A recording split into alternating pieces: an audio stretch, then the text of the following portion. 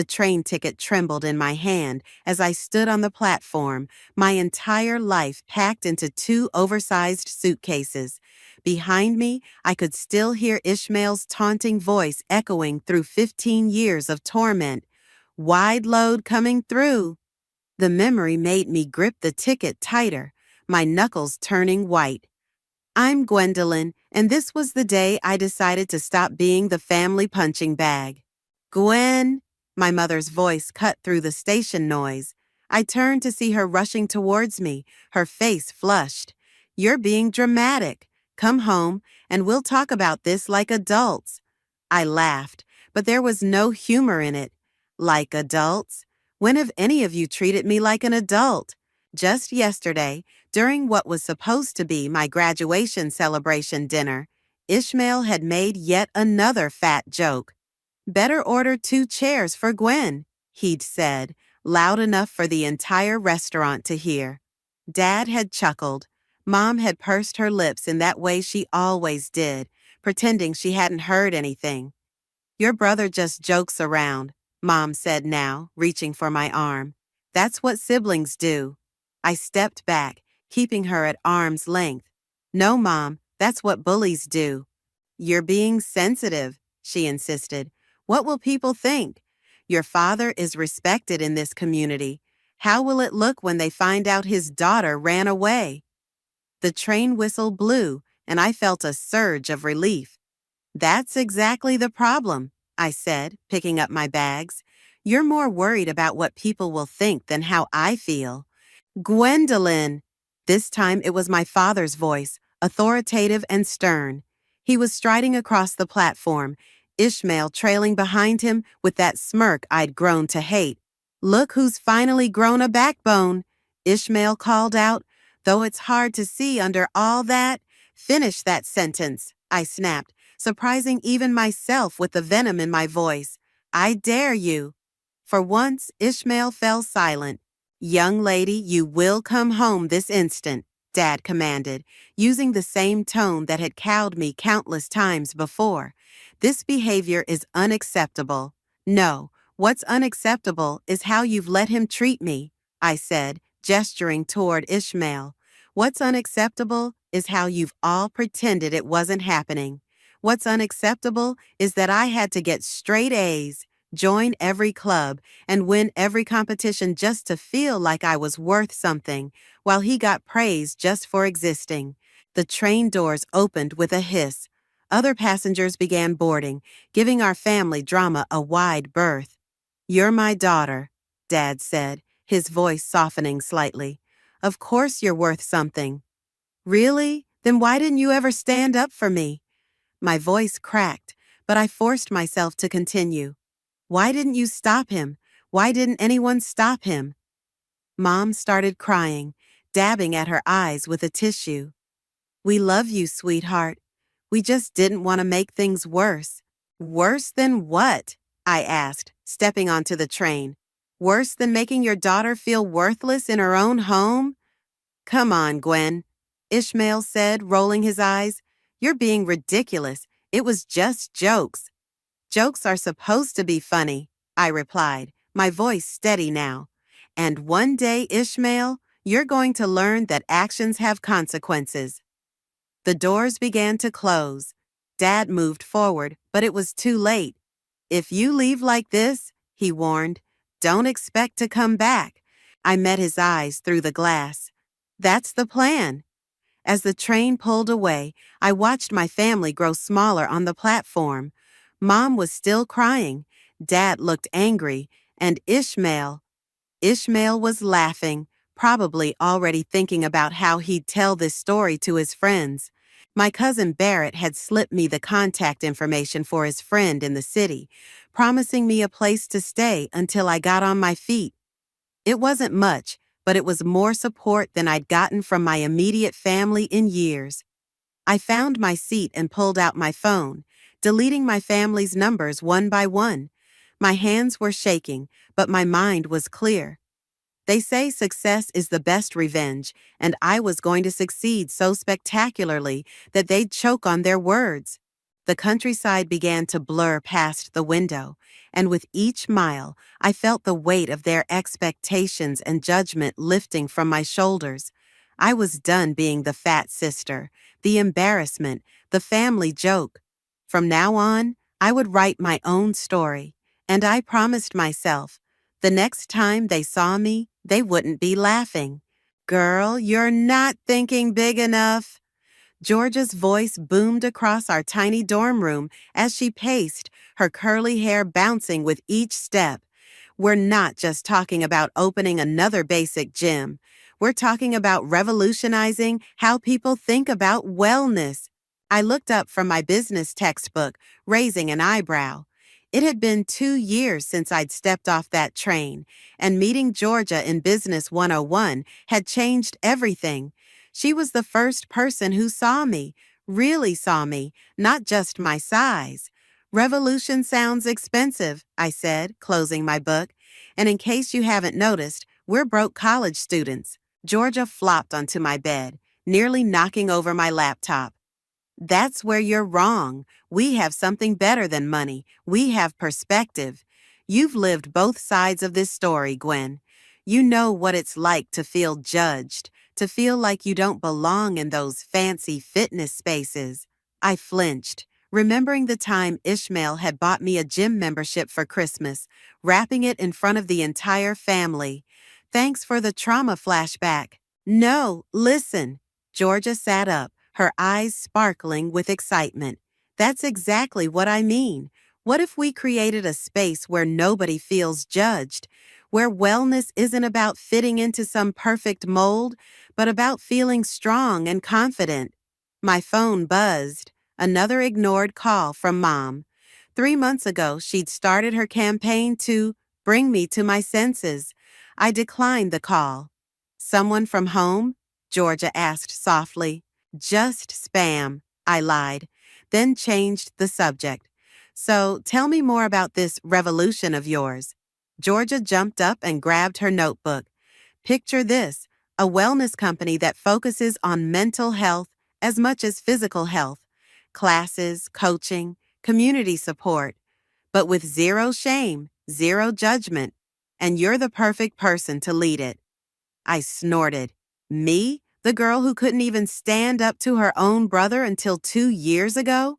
Exactly you. Georgia grabbed my shoulders.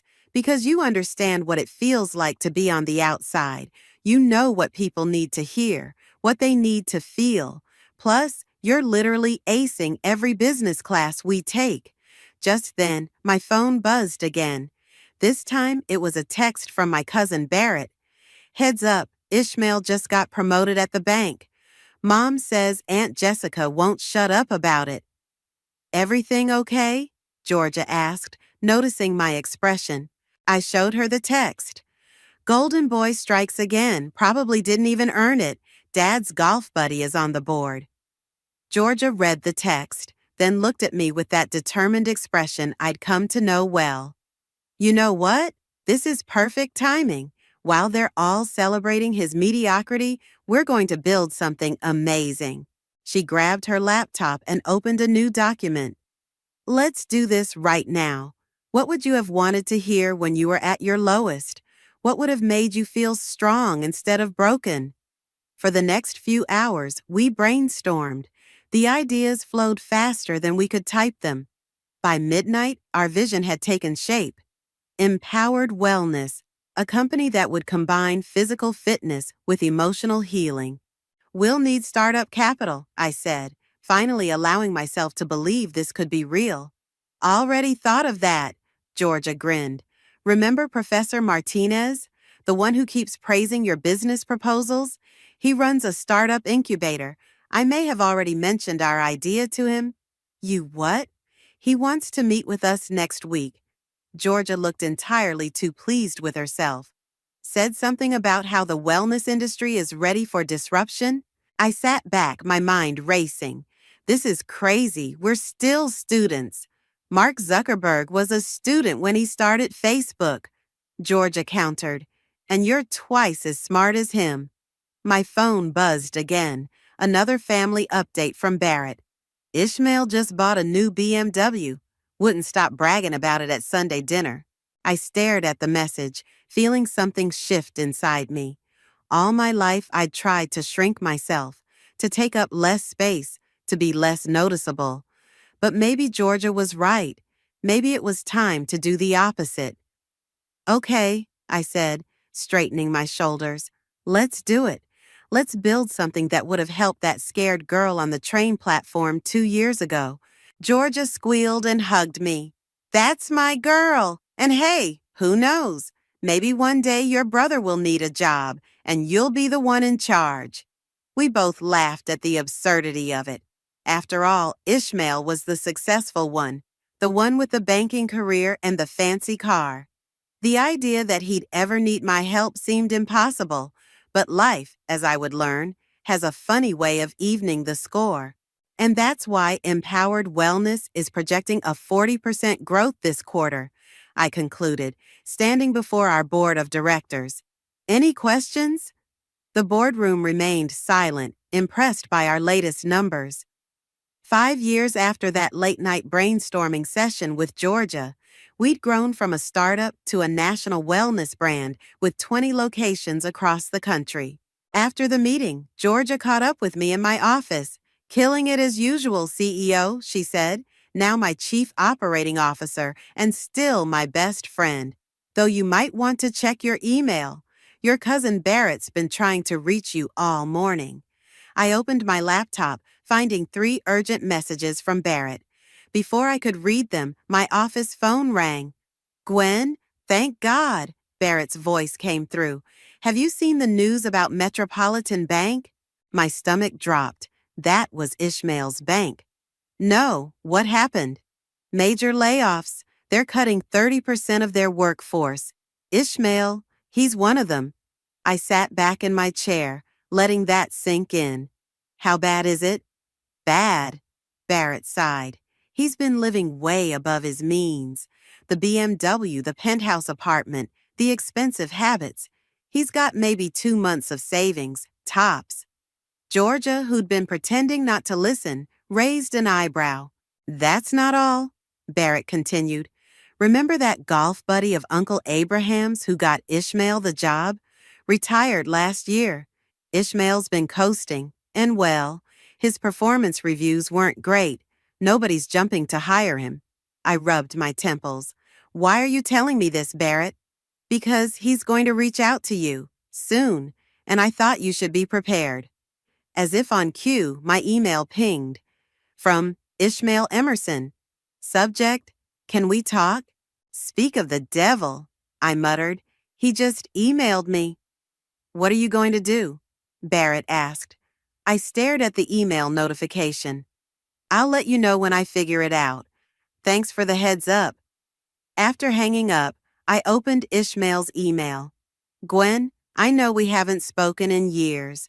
I've been seeing news about your company's success. I'm in a tough spot and could really use your help. Could we meet? Ishmael. Well, well, well, Georgia said, reading over my shoulder. How the mighty have fallen. He doesn't even apologize, I noted. Typical. Are you going to meet him? I spun in my chair to face the wall-to-wall windows of my corner office. Below, the city sprawled out, filled with empowered wellness billboards featuring people of all sizes celebrating their strength. We'd built this company on the principle that everyone deserves respect, regardless of their appearance or background. You know what's ironic? I said. We're actually hiring for several positions right now. Georgia's eyes widened. Oh, no, no, no, no. You can't seriously be considering? We pride ourselves on giving people second chances, I replied, turning back to my computer. It would be hypocritical to exclude my own brother. Your brother who tormented you for years, who never apologized, who might finally learn what it feels like to be on the other side, I finished. Besides, we have the strictest anti-bullying policies in the industry. One wrong move and HR will have his head. Georgia crossed her arms. I don't like it, but I trust you. Just promise me one thing. What's that? Make him work for it. Really work for it. I smiled, already composing my reply. Ishmael, I can meet you tomorrow at 2 p.m. Come to the Empowered Wellness Headquarters, 47th floor. Ask for me at reception. Gwendolyn. Short, professional, no hint of emotion. I hit send before I could second guess myself. You're really doing this, Georgia said, shaking her head. I'm really doing this. I pulled up our company directory. Get Kayla from HR in here. If we're doing this, we're doing it by the book. As Georgia left to fetch Kayla, I found myself staring at the framed magazine cover on my wall. 30 Under 30, Gwendolyn Reshapes Wellness Industry. The article had called me a visionary, praised our inclusive approach, highlighted our success. My phone buzzed. A text from Barrett. He's telling everyone you agreed to meet. Mom and Dad are already talking about how family always comes through. Be careful. I texted back, trust me. Because while they were all assuming I'd give Ishmael an executive position, something worthy of the golden child, I had other plans. Sometimes karma needs a little help, and I was finally in a position to deliver it. The question was, would Ishmael be humble enough to accept what I was about to offer? At exactly 2 p.m., my assistant buzzed. Your brother is here. I took a deep breath. Send him in. The door opened, and for a moment I didn't recognize him. Gone was the designer suit and cocky smile. Ishmael looked deflated.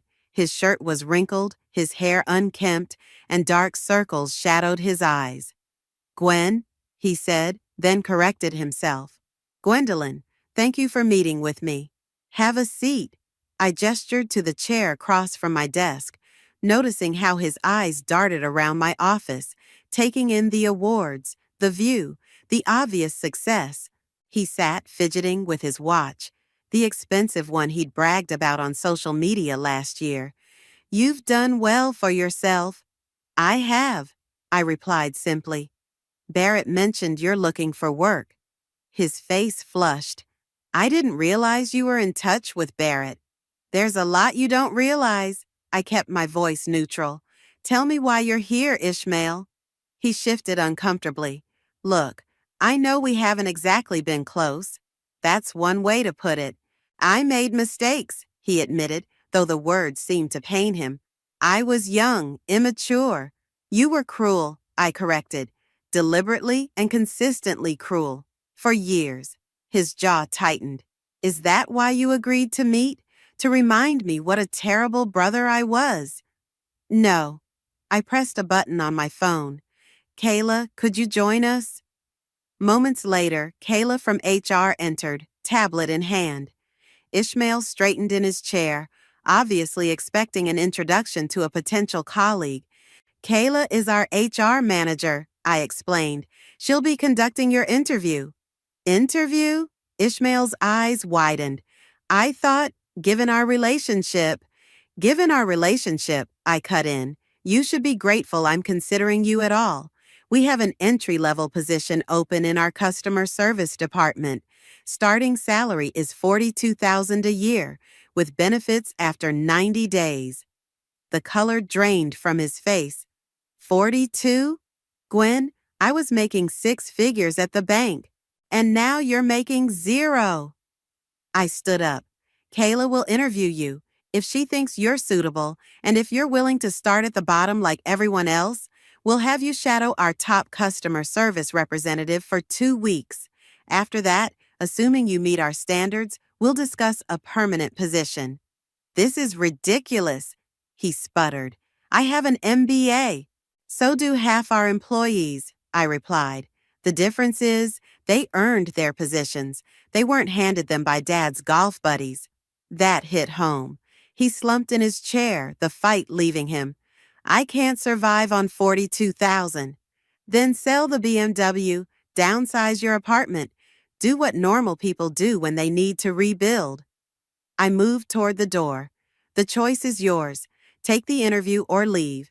But if you leave, don't expect another offer. As I reached for the handle, he spoke again. Wait. His voice cracked. I'll, I'll take the interview. I turned back. One more thing, we have strict policies about workplace behavior.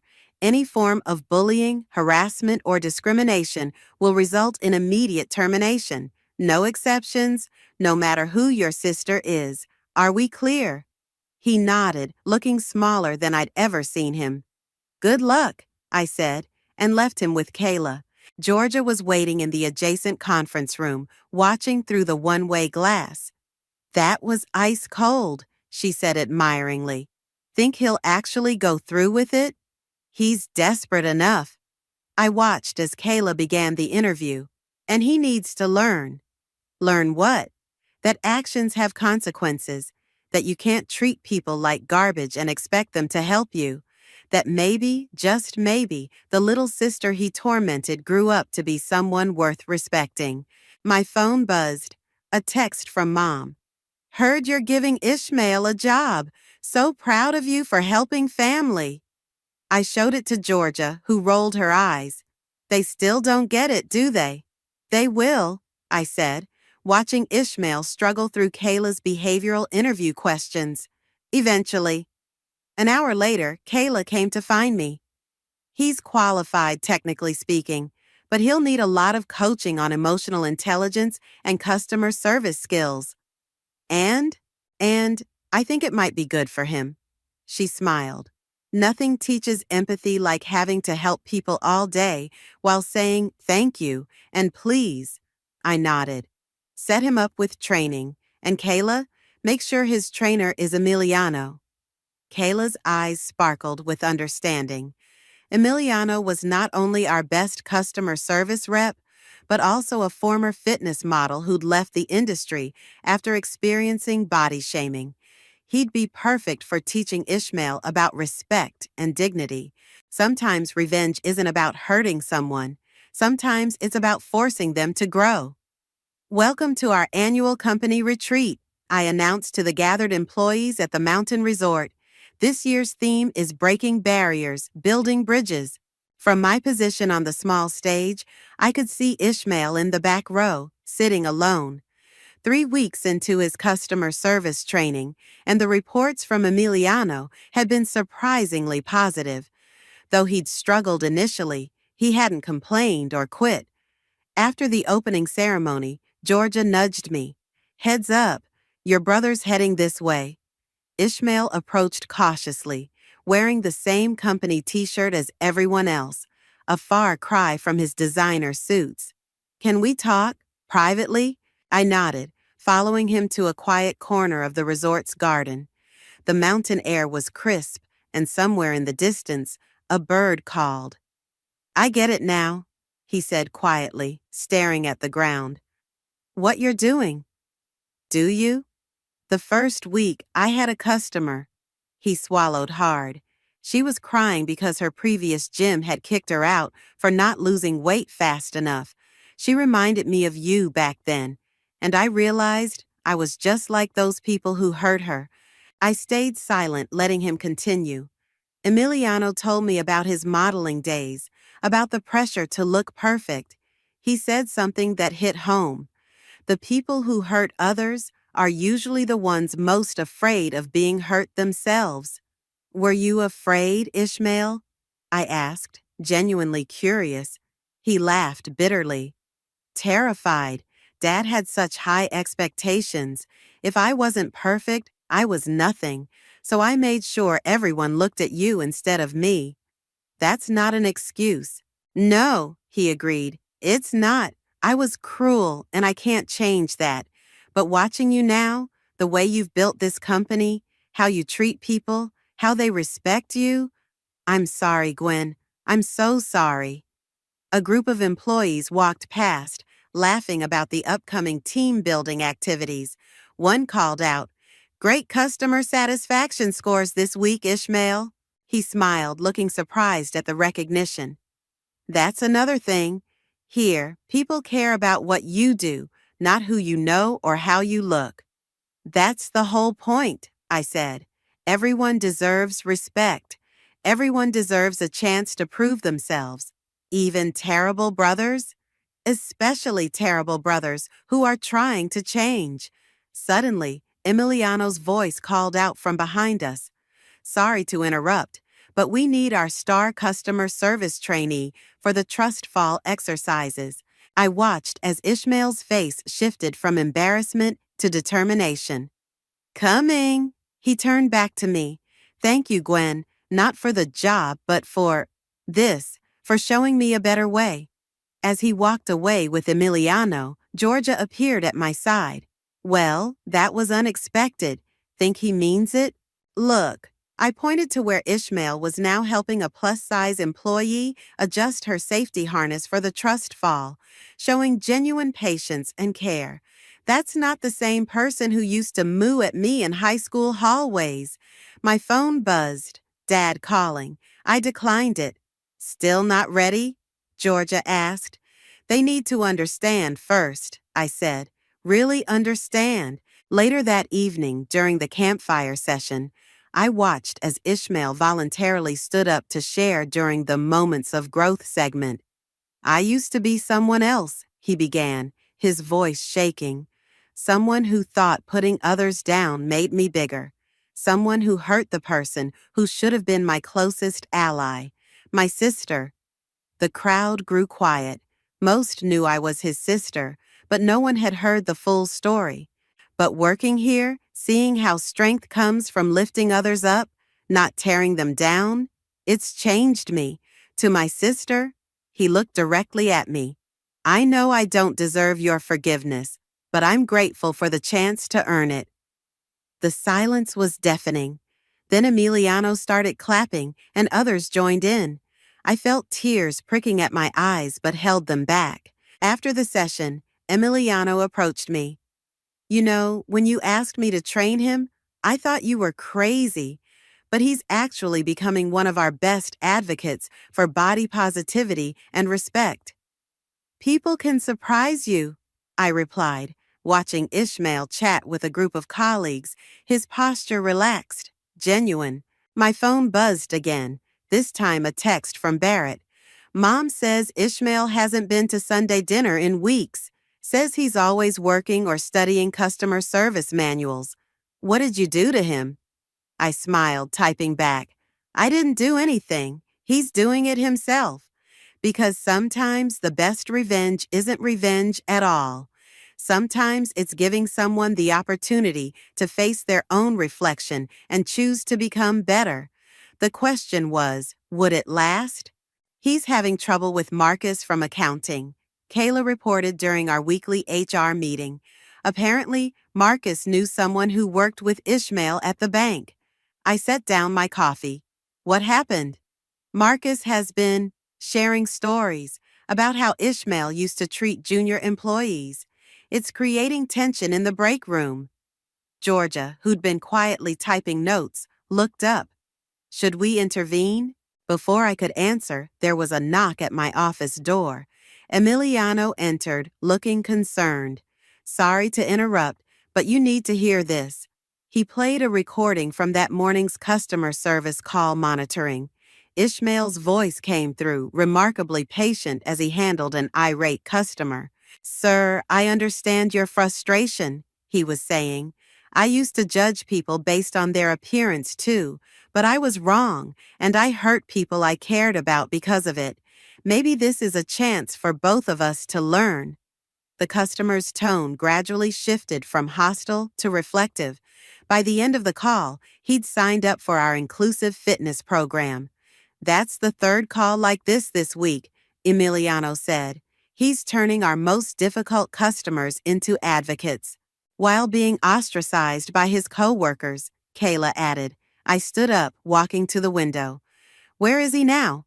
Break room, Emiliano replied. It's not pretty. I headed down to the 10th floor, where I could hear raised voices before I even reached the break room. Must be nice, Marcus was saying, having your sister own the company. Is that how you got away with treating people like garbage at the bank too? I'm not that person anymore. Ishmael's voice was quiet but firm. People don't change, Marcus scoffed. They just get better at hiding who they really are. I stepped into the room. Everyone froze. Actually, Marcus, I said, people do change. When they want to, when they work at it, when they face consequences and learn from them. Marcus straightened. Ms. Gwendolyn, Tell me, I cut him off. Did you know I was fat in high school? The room went silent. I was, and Ishmael, he was my biggest bully. Made my life hell. So believe me, I understand your skepticism, but I also believe in what we stand for here. Growth, change, second chances. I turned to address the whole room. Yes, Ishmael is my brother. No, that's not why he's here. He started at the bottom, just like everyone else. And yes, he used to be exactly who you think he was. But the man standing here now, he's choosing to be better. Isn't that what we tell our clients every day? That it's never too late to change? Marcus looked down, embarrassed. I'm sorry, I heard stories.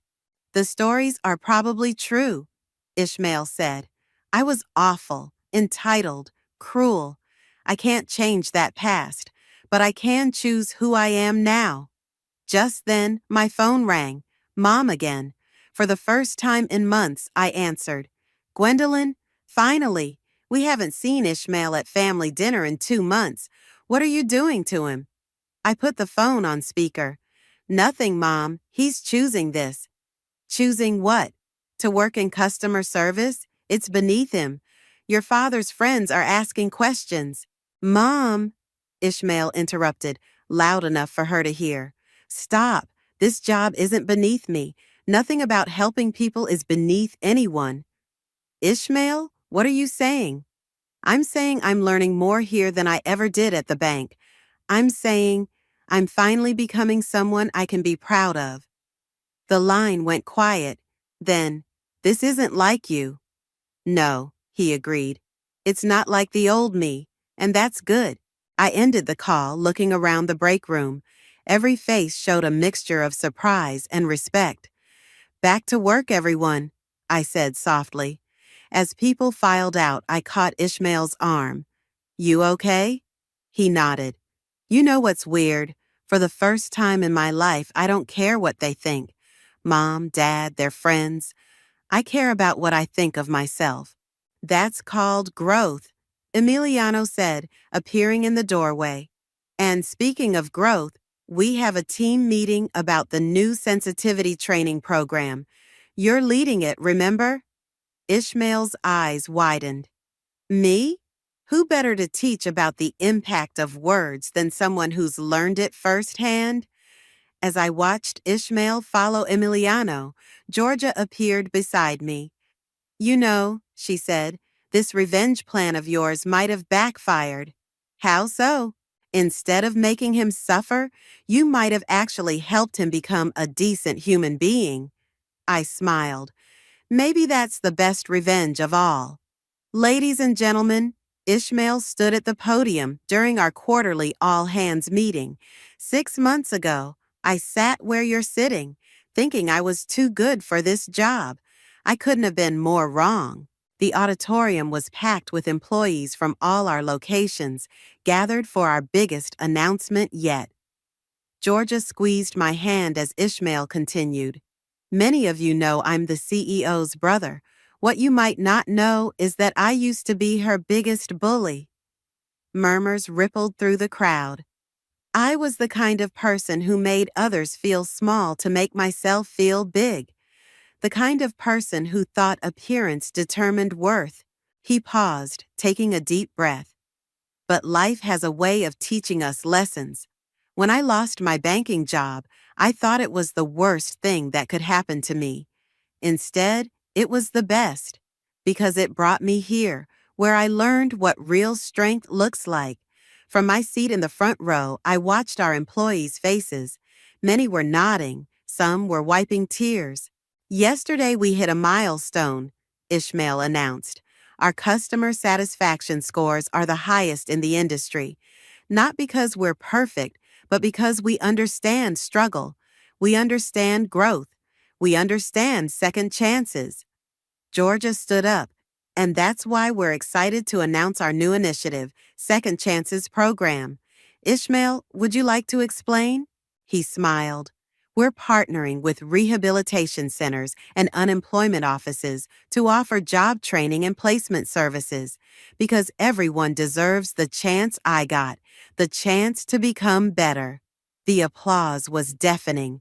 As Ishmael stepped down, my phone lit up with a text from Dad. Saw the company live stream. We need to talk. Before I could respond, another message came through from Mom. Your father and I are in the lobby. My heart stopped. Georgia saw my face and grabbed my phone. Oh shit, she whispered. Want me to get security? No, I said, standing. It's time.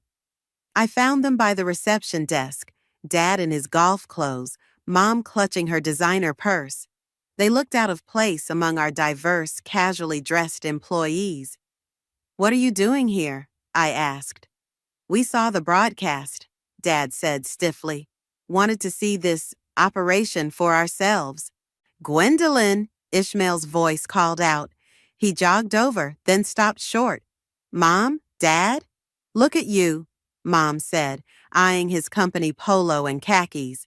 Working in customer service. What will people think? They'll think I'm doing honest work, Ishmael replied. Making a difference. A difference? Dad scoffed. By helping fat people feel good about themselves? The lobby went quiet.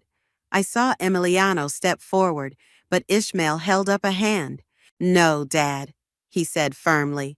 By helping people understand their worth isn't determined by their size, their background, or their father's golf buddies. How dare you, Dad started, but Ishmael continued. I used to be just like you, judgmental, cruel, caring more about appearances than actual worth. But Gwen, he looked at me.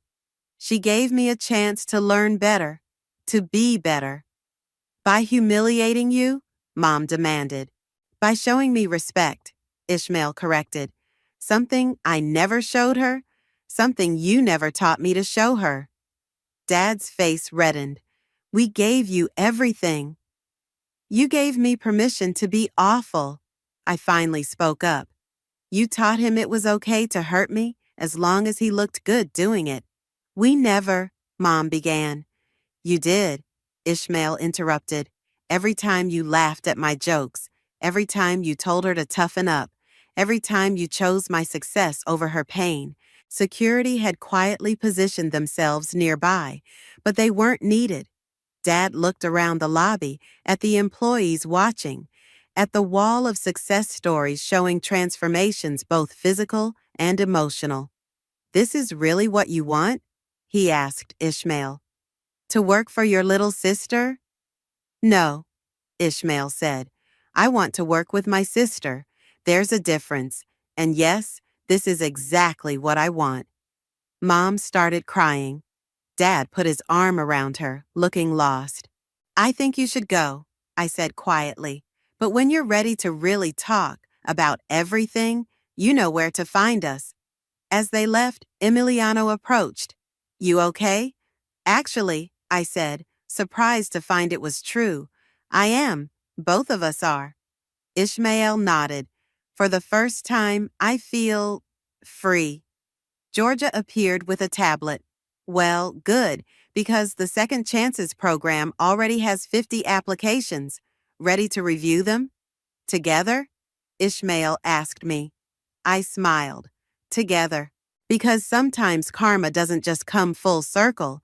It opens up entirely new paths, leading to places you never expected to find healing. And the Wellness Industry Innovation Award goes to Empowered Wellness's Second Chances program. The ballroom erupted in applause as Ishmael and I walked to the stage together. Under the bright lights, I could see our team cheering. Georgia, Emiliano, Kayla, and dozens of others who'd made this possible. Thank you, I began, gripping the podium. But the real winners are our program participants. People who, like my brother and me, discovered that change isn't just possible, it's transformative. Ishmael stepped forward. When my sister offered me a job, I thought it was revenge. Instead, it was redemption. And now we've helped over 500 people find their own path to redemption. As we left the stage, Georgia rushed up with her phone. Your parents just posted on LinkedIn. You might want to see this. The post showed a photo of us accepting the award with the caption, "Proud of our children, Gwendolyn and Ishmael, for showing us what real success looks like. We were wrong. We're learning." Proud parents, or second chances. They posted that publicly? Ishmael whispered. There's more. Georgia scrolled down. They've signed up for our family counseling program. I felt my throat tighten. When? This morning. Your dad specifically requested Marcus as their wellness coach. I couldn't help but laugh. Marcus, who'd once confronted Ishmael about his past, had become one of our most effective counselors for families dealing with body-shaming issues. Speaking of family, Emiliano appeared, straightening his tie. Your cousin Barrett is here, and he brought guests. Barrett emerged from the crowd, followed by Mom and Dad. They looked different, humbler somehow. Dad wasn't wearing his usual golf attire, and Mom's designer purse was nowhere in sight. We watched the live stream of your speech, Dad said, his voice rough, about how parents can either enable growth or enable destruction. It hit home, Mom added, twisting her hands. We've been doing a lot of thinking. A lot of talking, too, Barrett chimed in. They haven't missed a single counseling session. I felt Ishmael tense beside me.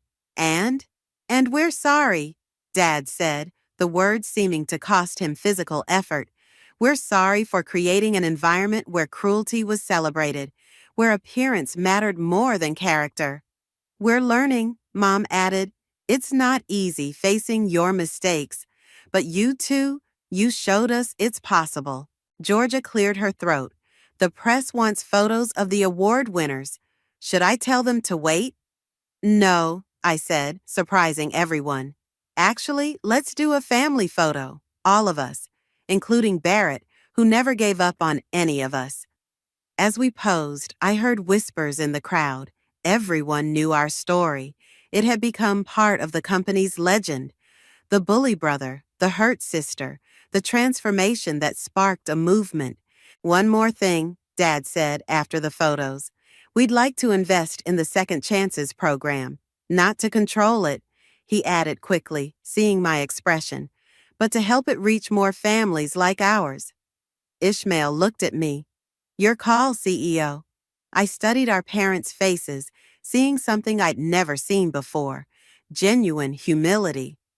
Okay, I said, but you'll need to go through the proper channels, starting with a meeting with our head of family services. Who's that? Mom asked. Ishmael grinned. Me, as of this morning. Their surprise turned to pride. Real pride, not the superficial kind they'd once valued. Later, as the event wound down, I found myself on the venue's balcony with Emiliano. Below, I could see Ishmael explaining our program to a group of investors, his passion evident in every gesture. You know, Emiliano said, when you hired me to train him, I thought you were either crazy or cruel. And now? Now, I think you're something else entirely, something better. What's that? A catalyst. You didn't just get revenge or find success. You created a space where people could become their best selves, even the ones who hurt you most. Through the glass doors, I could see our parents talking with Marcus, actually listening. Georgia was showing Barrett the expansion plans.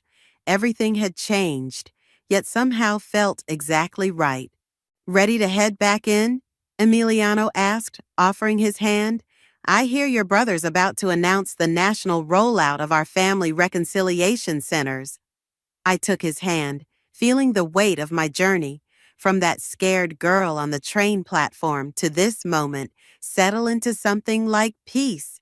You know what? I am ready. I'm finally ready for all of it. Because sometimes The best endings aren't really endings at all.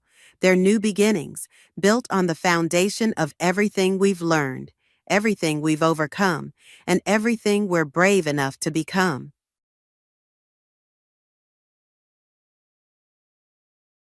I've been happily married for 5 years, living with my thoughtful husband. We've shared a close bond, though we haven't had children yet, an event we both eagerly anticipate. But life took an unexpected turn following a certain incident, and I find myself compelled to share this remarkable story.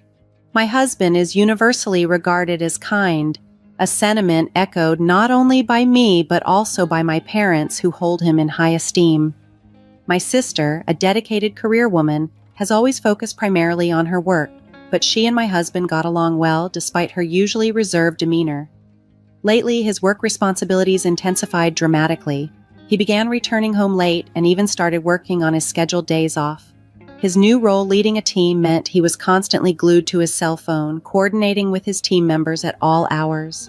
Though some might have found his sudden change in routine suspicious, I saw it only as a commitment to his job and worried about the toll it was taking on his health.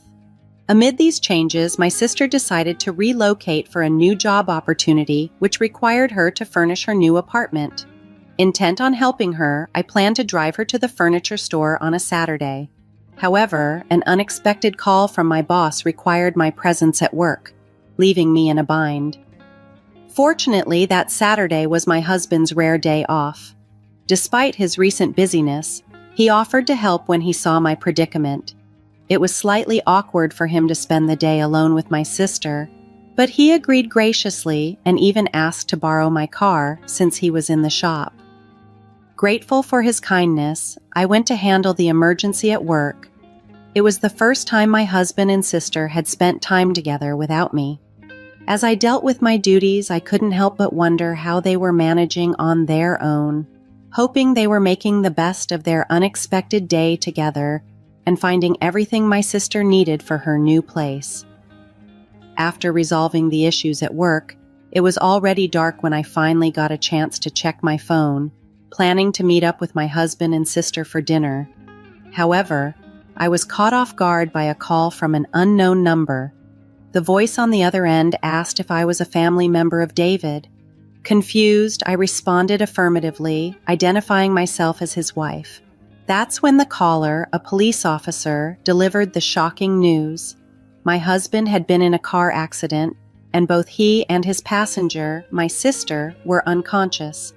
I barely remember what happened next, but I know I rushed to the hospital as fast as I could.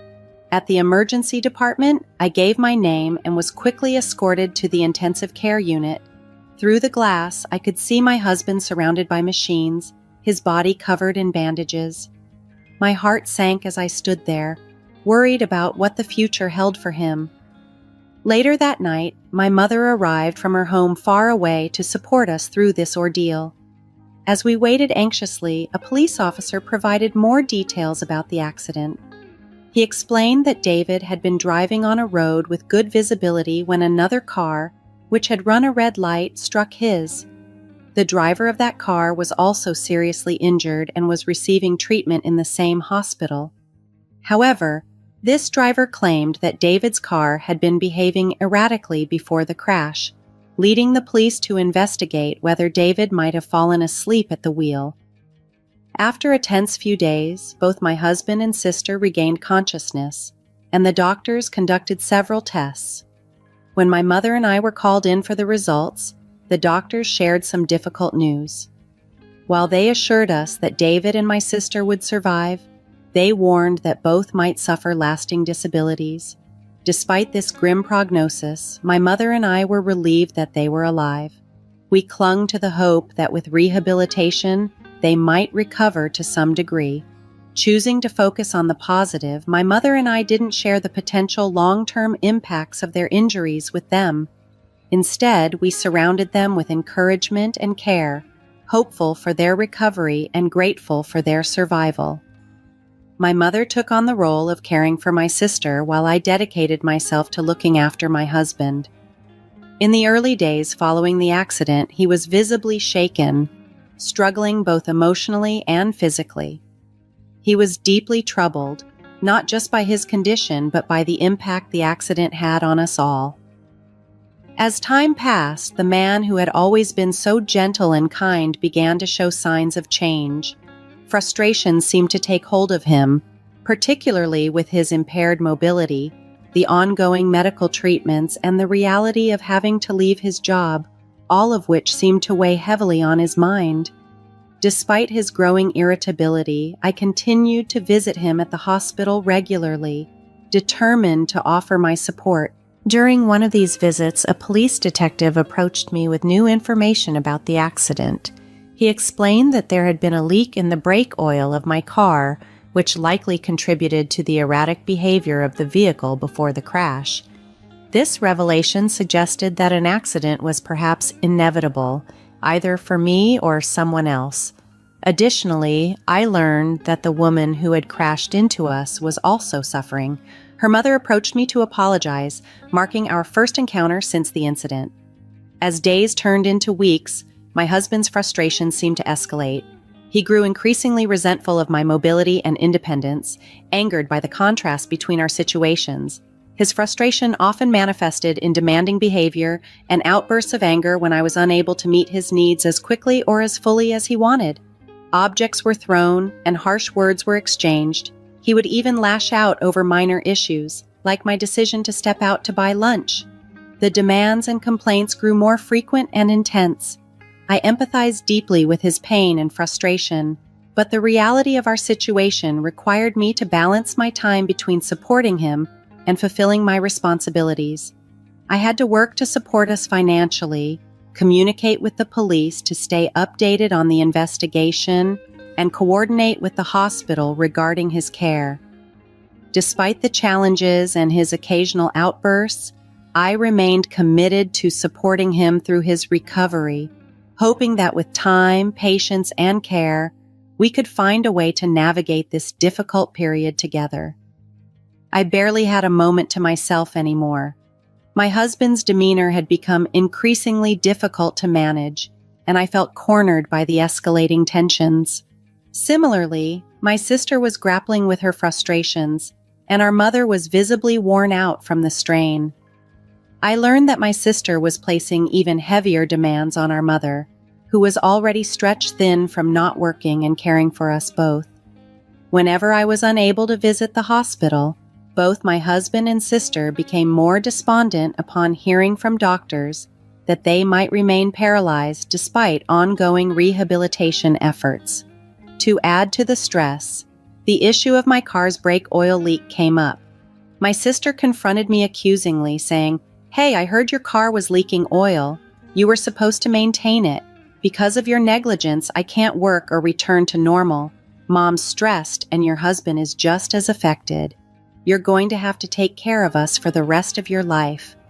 Her harsh words took me by surprise, and I called our mother, who confessed that my sister had been in this distressed mental state for quite some time.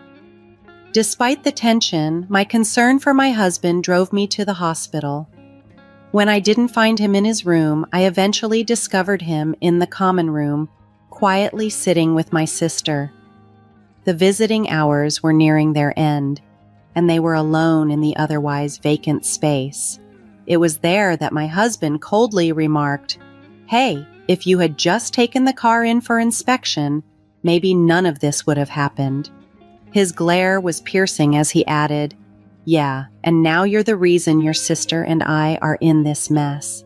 The insurance will handle some of it, but you'll be looking after us for the rest of your lives.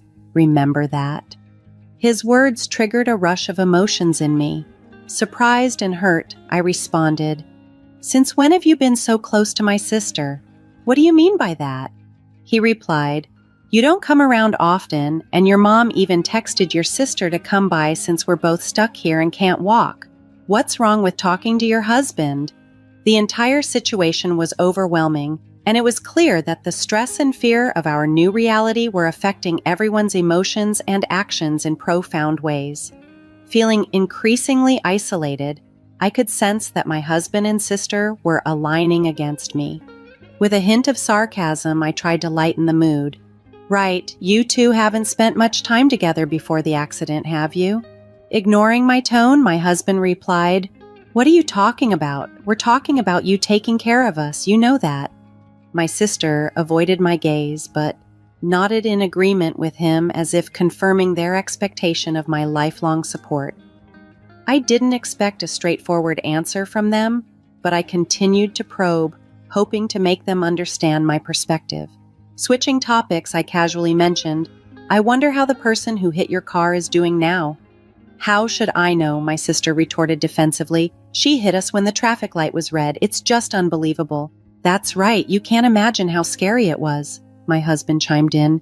"We need to make sure we get some compensation from her." And I was so close to getting a promotion, too. Their complaints continued, and I felt it was time to clarify some facts. There's something you both need to know. First off, I had my car inspected just before the accident. "Oh, did you? Then the dealer should be sued. There's no way they didn't know the brake oil was leaking," my sister quickly responded. "That's right," I agreed. "After the accident, the police contacted me. They wanted to examine the car to determine the cause of the accident, so they asked to check my drive recorder. But that old recorder doesn't record sound and doesn't start recording data right after the accident, so you can't get much out of it," my husband said dismissively. "That's where you're mistaken," I corrected him gently. "You didn't know that I had replaced the old drive recorder with a new one, did you?" My sister looked up in surprise. "What?" "I also installed an additional camera inside the car," I continued. Her face grew increasingly pale as I spoke. "You know, the new drive recorders can start recording with even a slight shake of the car. The police have already contacted me about the data they've seen," I revealed. My husband's expression turned to confusion, while my sister looked so pale that she nearly collapsed. Facing them squarely, I confronted her directly. "You were up to something, weren't you? What exactly did you do to the car?" My husband was panicking. "Why do you address my sister like that? You talk to her as if she were your girlfriend," he accused, his voice halting as he grappled with the implications of my statement. I reminded him, "I told you, a slight vibration would activate the recording, and it captured many intimate moments between you two." My words left him speechless, and the color drained from his face when I mentioned how the police had asked about the woman in the car with him. His affair with my sister was now painfully obvious. "You've been deceiving me all this time," I confronted them, the revelation hitting hard. My husband, cornered and desperate, began to shift the blame onto my sister. "Linda isn't the only one at fault here," he stammered. Just then, the mother of the woman who had crashed into my car entered the room. I had invited her, seeking some sort of resolution or understanding. "Don't you have anything to say to her?" I challenged my sister, who recoiled at the sight of the distraught woman entering. "Whoa, who's this?" my sister exclaimed, taken aback. "She's the mother of the woman who crashed into you," I explained, my voice steady despite the emotional turmoil. My husband fell silent, realizing who she was, as I continued. "And she's also the mother of Marilyn, the woman who was your victim." Hearing the name Marilyn, both my husband and sister turned completely pale, their panic tangible. "What is this? Do you know the woman who was driving the car?" my sister demanded, her voice trembling with shock and confusion. My husband, lost for words, looked utterly defeated. It was then I decided to lay everything out. She was having an affair with David. He had promised her a divorce but never followed through. When Marilyn falsely claimed she was pregnant to pressure him, David told her to get an abortion. After he cut off contact, devastated and seeking revenge, Marilyn targeted me. "Aiming to hurt me through you," I explained, connecting the dots of the malicious cycle spurred by deceit and betrayal. "So you were just in the wrong place at the wrong time," I concluded, the weight of the situation settling over us. "I can't believe something like this has upended our lives," my sister murmured, the magnitude of the betrayal dawning on her. "No matter how much you cry or scream now, it changes nothing," I said quietly. "This tragedy wasn't brought upon an innocent bystander. It was woven through a web of lies and vengeance that you both were part of. The room fell silent, the harsh truth echoing among us, leaving us to confront the painful consequences of their actions. I poured all my emotions into my words, making sure they understood the gravity of what had happened. You were carrying on an affair behind my back, and Linda, you tampered with the brake oil of my car, intending to hurt me. Yet, ironically, you ended up in the accident yourself. I am the true victim in this mess, I explained, the bitterness clear in my voice. I continued, revealing the depth of my disillusionment. I had considered not seeking a divorce if you had shown some remorse during your hospital stay and honestly explained everything. However, you never once seemed sorry. Instead, you treated me with contempt. Pausing for a moment to let that sink in, I then reminded them, do you remember how we jokingly filled out those divorce papers right after we got married? I never thought I'd actually use them, but today I filed them, so we are no longer married. This is goodbye. With that, I left the dark, quiet hospital, feeling a profound sense of liberation. Expressing all the pent-up resentment had freed me in a way I hadn't anticipated. However, the aftermath of this revelation was not without its consequences. My mother was deeply shocked by the entire ordeal. The betrayal by my sister pained her, and the realization that she would now have to care for her physically disabled daughter alone was overwhelming. While I had severed my ties with David and Linda, I couldn't bear to leave my mother to handle everything on her own. In an attempt to mitigate some of the burden, I approached the woman responsible for the accident. I facilitated the necessary apologies and discussions about compensation, ensuring that my sister, who was inadvertently involved, would be taken care of financially. This was the least I could do to ensure my mother wouldn't be overly burdened. 3 years have passed since that tumultuous time. My ex-husband and I are now divorced and I've moved on, but the scars of those revelations and the weight of those decisions linger, a constant reminder of the complexity of relationships and the unexpected turns life can take. Now I'm living on my own. Back when David and I were married, we were viewed as a close couple, so our divorce came as a shock to my coworkers. Afterward, I noticed an increase in attention from male colleagues, which I attributed to the phenomenon where divorced women might seem more approachable or intriguing to some men. Despite this, the lingering image of my ex-husband made the idea of dating unappealing to me. Instead of pursuing romantic relationships, I channeled my energies into advancing my career. I diligently studied for a certification exam and enrolled in an online business school that I could attend after work. During my marriage, I never envisioned myself pursuing such a path. I had never envied my sister, the career woman, and never thought I'd aspire to be one. Yet there I was, naturally gravitating toward this new goal. Life certainly has its twists.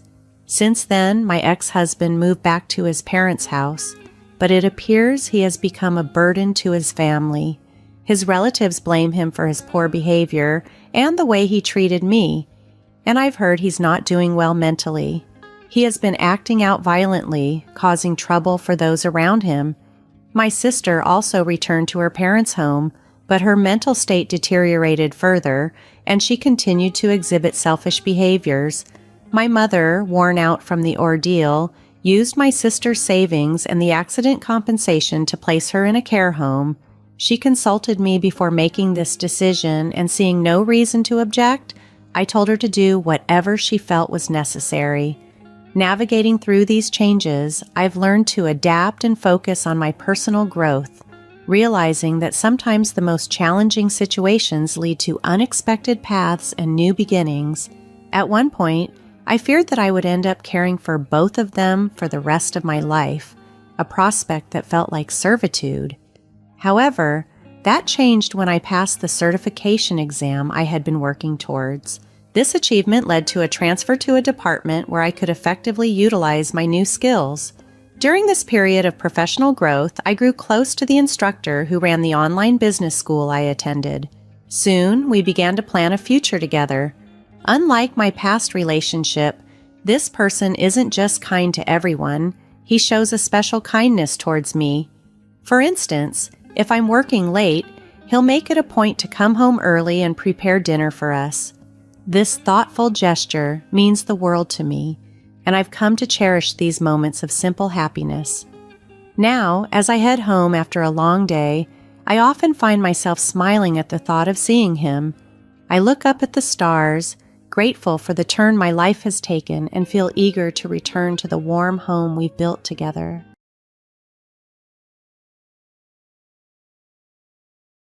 Hello, my name is Amy, and I work as a nurse.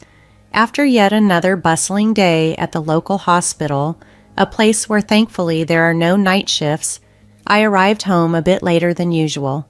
"I'm home," I called out as I walked through the door. "Welcome back," came the cheerful reply from my daughter Janice. It's tough for Janice, only in the 3rd grade, to spend her afternoons alone at home waiting for me. Seeing her like this always tugs at my heartstrings, making me feel quite guilty. Despite this, I know some of my colleagues might envy my position as they juggle more irregular hours at other facilities.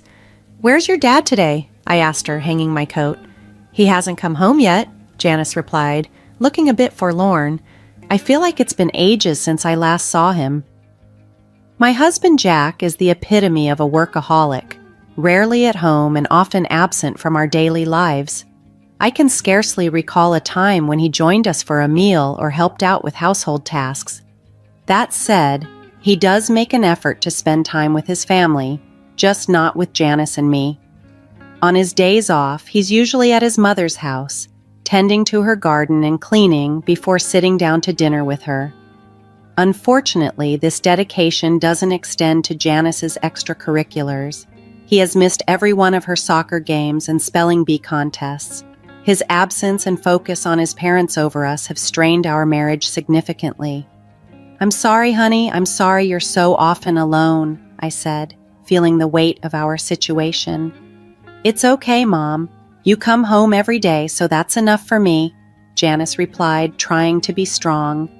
I embraced her tightly, wishing things were different, that we could be a typical, happy family that spent quality time together. No matter how many apologies I offered to Janice, it felt like it would never be enough to make up for what she lacked. Then, unexpectedly, Jack came home early one day, which was a rarity. However, the bond between him and Janice had grown distant, and there wasn't much conversation at the dinner table that night. Out of the blue, Jack broke the silence. "Hey, why don't we go to Hawaii for the upcoming holidays?" I was stunned for a moment, unable to believe what I was hearing. After such a long period of disconnection, Jack suddenly proposed a family trip. I stood there, bewildered, wondering what was unfolding around me. We hadn't taken a proper family vacation in years, and suddenly Jack suggested a trip to Hawaii.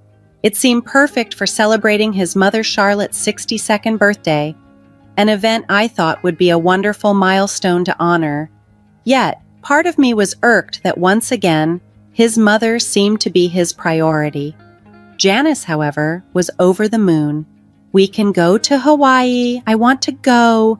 I want to go," she exclaimed with pure joy. For her, this would be a first, and her excitement was palpable and infectious. I couldn't help but feel a tug at my heart seeing her so happy about the idea. Despite my reservations about traveling with Charlotte and the mixed feelings about our family dynamics, I couldn't deny Janice this opportunity. "All right, I guess so," I agreed reluctantly. "It's been a while since we've all been together as a family. Let's go."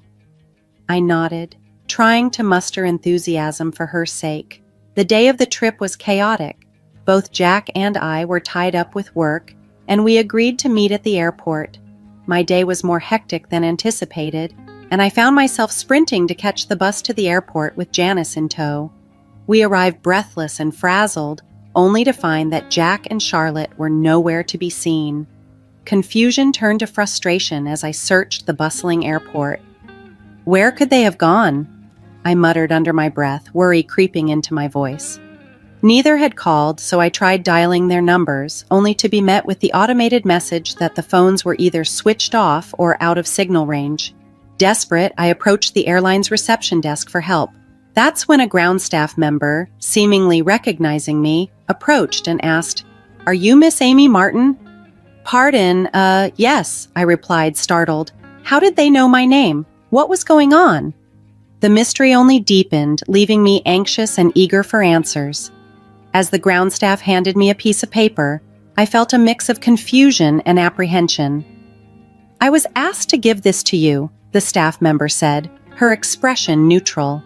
The note in my hand was scribbled with a message that left me reeling.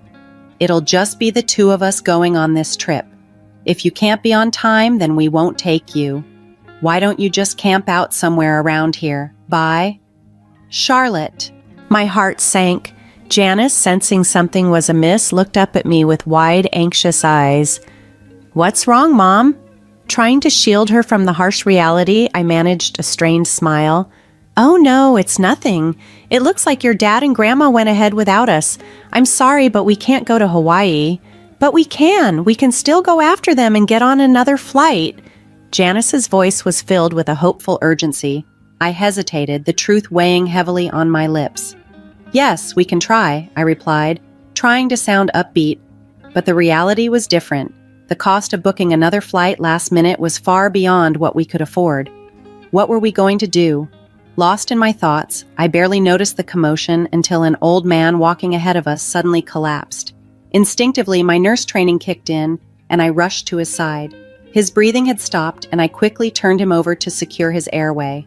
Upon inspection, I found that his airway was blocked by what appeared to be a piece of his vomit. "Please, someone call an ambulance!" I shouted as I started first aid.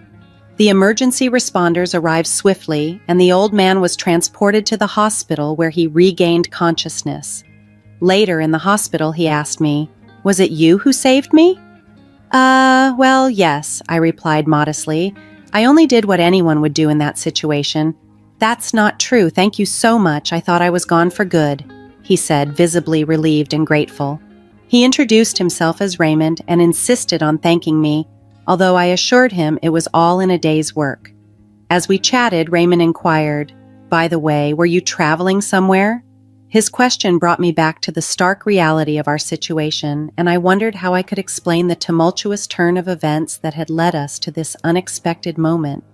"Yes, we were supposed to catch a flight to Hawaii," I explained to Raymond, feeling a mix of disappointment and resignation. "But we missed it. It's not your fault at all. We were already late because of my work commitments." Raymond looked genuinely disheartened by our situation. "That's a real shame. Your daughter must have been so excited," he remarked. "Why don't you just buy another ticket?" I felt a blush of embarrassment as I admitted, "Well, the truth is, we can't afford another ticket right now." My words hung in the air, accompanied by a sad smile that I couldn't hide. Understanding the predicament, Raymond nodded thoughtfully.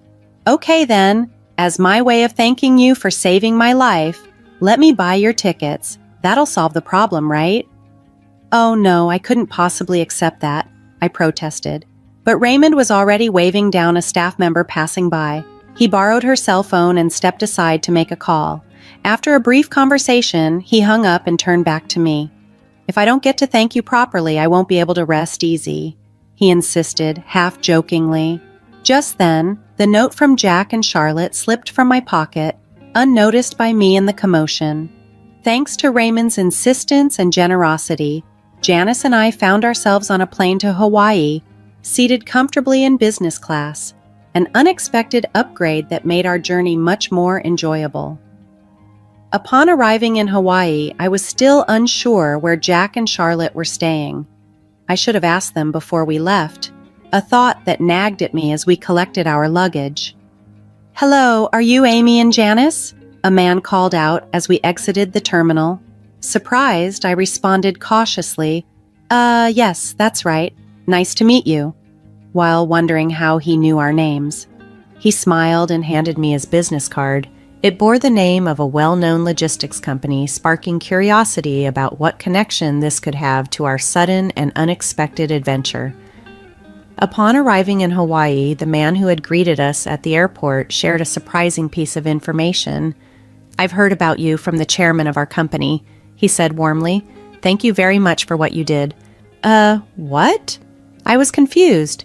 "The elderly man you helped at the airport is the chairman of our company," he explained. "Oh, really?" I was astonished. I had no clue that Raymond, the kind man we met at the airport, was the chairman of a major company. The realization left me a bit dazed as he continued. "We will now take you both to your hotel. As per the chairman's instructions, please enjoy your trip to Hawaii." He then led us to a sleek black limousine. I had never experienced such luxury before and was almost nervous about entering such an elegant vehicle. "Wow, it's amazing!" Janice exclaimed, her excitement contagious as she marveled at the limousine's plush interior. Before stepping in, I checked my shoes several times, making sure they were clean. As we drove through the scenic landscapes, the beauty of Hawaii unfolded from the limousine windows like scenes from a dream, marked by an everlasting summer vibe. Despite the shaky start to our journey, I was grateful that we made it. Janice was captivated, her face pressed against the window as she took in every detail. Eventually, we arrived at a grand hotel, its opulent facade promising luxury. However, as we approached the entrance, a sinking feeling hit me. "Oh no, I didn't book a room," I murmured to myself, worried about the oversight. Hearing my concern, the man quickly reassured me. "Please don't worry. We have already reserved a room for you on the top floor," he informed me. "But I don't have enough money for this," I confessed, my anxiety mounting. "You don't have to pay anything. We've already taken care of the bill," he assured me. "Really?" I was overwhelmed by the extent of Raymond's generosity. The VIP treatment was unlike anything I had ever experienced, leaving me both grateful and slightly bewildered. Upon entering the hotel, we were shown to our room, which turned out to be a suite. It was lavishly spacious for just the two of us, with a breathtaking view of the ocean and the sunset from the expansive windows. The room was more like a sweet retreat, offering a panoramic spectacle that felt almost surreal in its beauty. Janice and I stood at the window, taking in the spectacular view, deeply appreciative of the unexpected kindness that had transformed our trip into an unforgettable adventure. During our stay at the hotel, we were assigned a dedicated staff member who was available to cater to our every need. The dining experiences were beyond anything I'd ever imagined, opulent to a point where words hardly do justice. One evening, they prepared the most exquisite steak right before our eyes, creating a culinary spectacle that surpassed all my previous dining experiences. After enjoying such a lavish meal, Janice and I decided to take a stroll around the hotel lobby. As we wandered, a commotion caught our attention. The sounds of an argument drew us towards a corner where, to my surprise, I saw my husband Jack and my mother-in-law Charlotte engaged in a heated discussion with the hotel staff. "Hey, what are you both doing here?" I called out, puzzled and concerned. They turned to us, equally surprised. "What? Why are you both here?" Jack asked, his voice tinged with confusion. "We came here as planned," I replied, my confusion growing. "But why did you send us such a harsh note? You suggested this trip." Jack glanced at Charlotte, seeming to search for backup, but instead he faltered. Well, it was your fault for being late," he tried to justify. I felt a mix of anger and sadness. I know we were late, but suggesting we just camp out somewhere was uncalled for. It wasn't right. Charlotte, looking neither remorseful nor apologetic, simply stood there, which made it hard for me to suppress my feelings of betrayal. Turning back to the unfolding argument with the hotel staff, I inquired, "What's the issue here?" Jack's frustration was palpable as he explained, "When I tried to check in, they just told me to leave. I don't understand." Sensing the need for clarity, I asked the hotel staff member, "Is something wrong?" The staff member responded with a seriousness that added gravity to the situation. I was informed that these individuals had abandoned our very important guests, your daughter and you. As a result, I was ordered not to allow them accommodation in our hotel. Suddenly, it all made sense. Raymond's influence was clear. As the chairman of a major company and a man who deeply valued respect and integrity, his protective gesture towards us was evident. Jack and Charlotte looked shocked as they realized the extent of Raymond's involvement and his protective stance towards Janice and me. "What the hell does he mean?" Jack muttered, confused and a bit frightened. "It's a long story," I began, "but essentially he's making it clear that he can't forgive you for leaving us behind." This trip had taken an unexpected turn, revealing the complexities of relationships and the unexpected champions who sometimes emerge in our lives. When I mentioned Raymond's involvement, Jack and Charlotte's confusion was palpable. "How does someone from this hotel know about that?" Jack asked, clearly bewildered. Understanding his surprise, I wasn't shocked by the hotel's knowledge of the situation. Given what I knew, it seemed like a fitting repercussion for their actions. "Do you know this person?" I inquired as I pulled out a business card. It was from the man who had guided us from the airport upon our arrival in Hawaii. "This is a business card from a major client of ours," my husband stammered, his face draining of color as he took the card with shaking hands. Charlotte's expression mirrored his, turning pale with shock. "You don't mean to tell me that you know the chairman of this company, do you?" "Of course, I know who he is," I explained. "He collapsed at the airport and I helped him. In gratitude, he booked our flight to Hawaii and even reserved our hotel room." Charlotte suddenly seemed to weaken, her body trembling. "What's the matter, Mom?" I asked, concerned despite the tension. "He's in the same gym club as me. I see him every so often and everyone there respects him tremendously." "What a coincidence this is," she murmured, clearly shaken by the intertwining of our worlds. Jack, looking equally stunned, nodded in agreement. "It's such a small world," he murmured, realizing the gravity of the coincidence. Before this conversation, I hadn't known of any connection between Charlotte and Raymond. However, Raymond himself had revealed the connection when he handled our unexpected travel hiccup. After the note fell from my pocket at the airport, he picked it up and read it. His reaction was one of disbelief. "Amy, what in the world is this?" he had asked, his tone mixing shock with disapproval. Hesitantly, I explained, "We were left behind by my mother-in-law and husband." His response was immediate and decisive. "How horrible and unforgivable," he declared, his actions thereafter clearly influenced by this new understanding of our predicament. When Raymond mentioned recognizing the name, the pieces started to fall into place. "Is your mother-in-law's last name Martin?" "Yes, her name must be Charlotte Martin." "Yes, that's her," I confirmed, still reeling from the unfolding events. "I know your mother-in-law. She's a member of the same gym club I frequent," Raymond revealed, his tone reflecting a mix of surprise and disbelief. "She doesn't seem like the kind of person who would abandon her family like that." Looking back at Jack and Charlotte, I couldn't help but smirk a little, thinking about the irony of the situation. It's tough, isn't it? Since you two are planning to go on this trip together, I guess Janice and I will just have to enjoy it on our own. Charlotte, why don't you just camp out somewhere around here? Enjoy the Hawaiian night without a roof over your head. Hey, wait, that's terrible. You are the rudest person ever. Jack and Charlotte protested loudly as I turned away from them. They were furious, unable to see the irony in their own words being thrown back at them. They had called me terrible and rude, yet it was they who had written those dismissive words to us first. I couldn't help but laugh at the absurdity of it all. "Let's go, Janice," I said, and she took my hand, ready to leave the chaos behind. Behind us, the confrontation between the hotel staff, Jack, and Charlotte continued.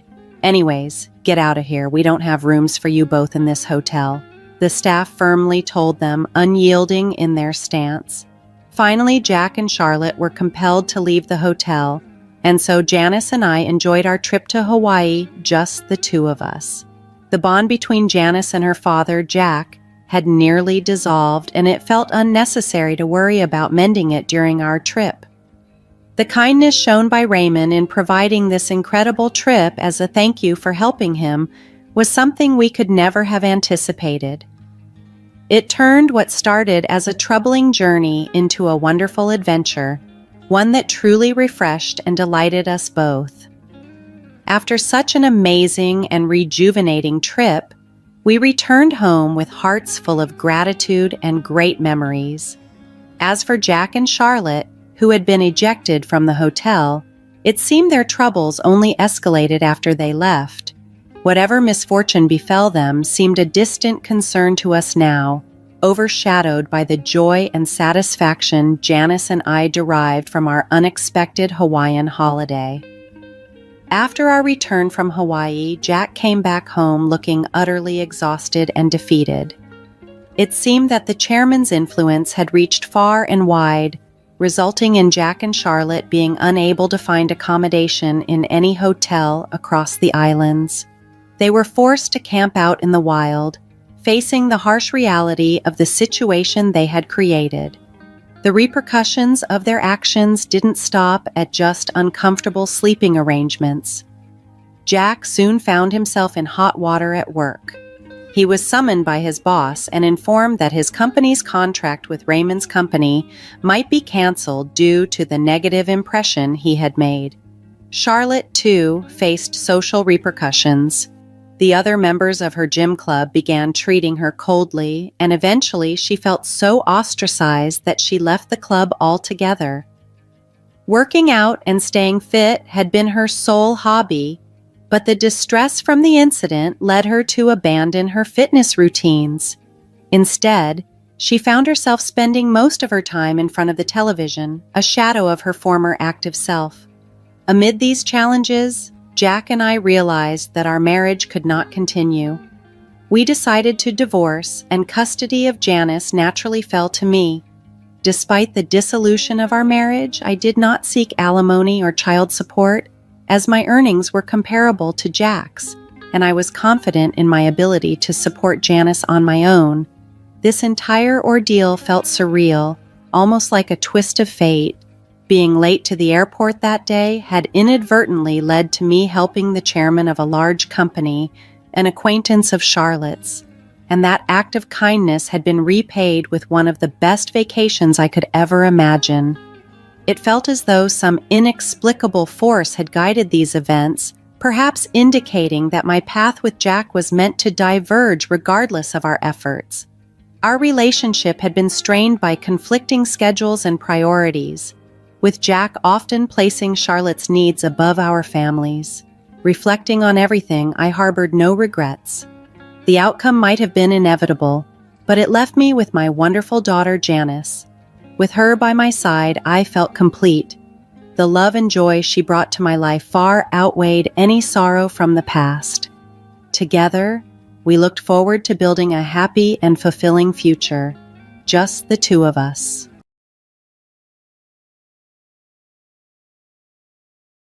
I was about to set off on a vacation with my friends, using your card, when Liam suddenly gave me a call.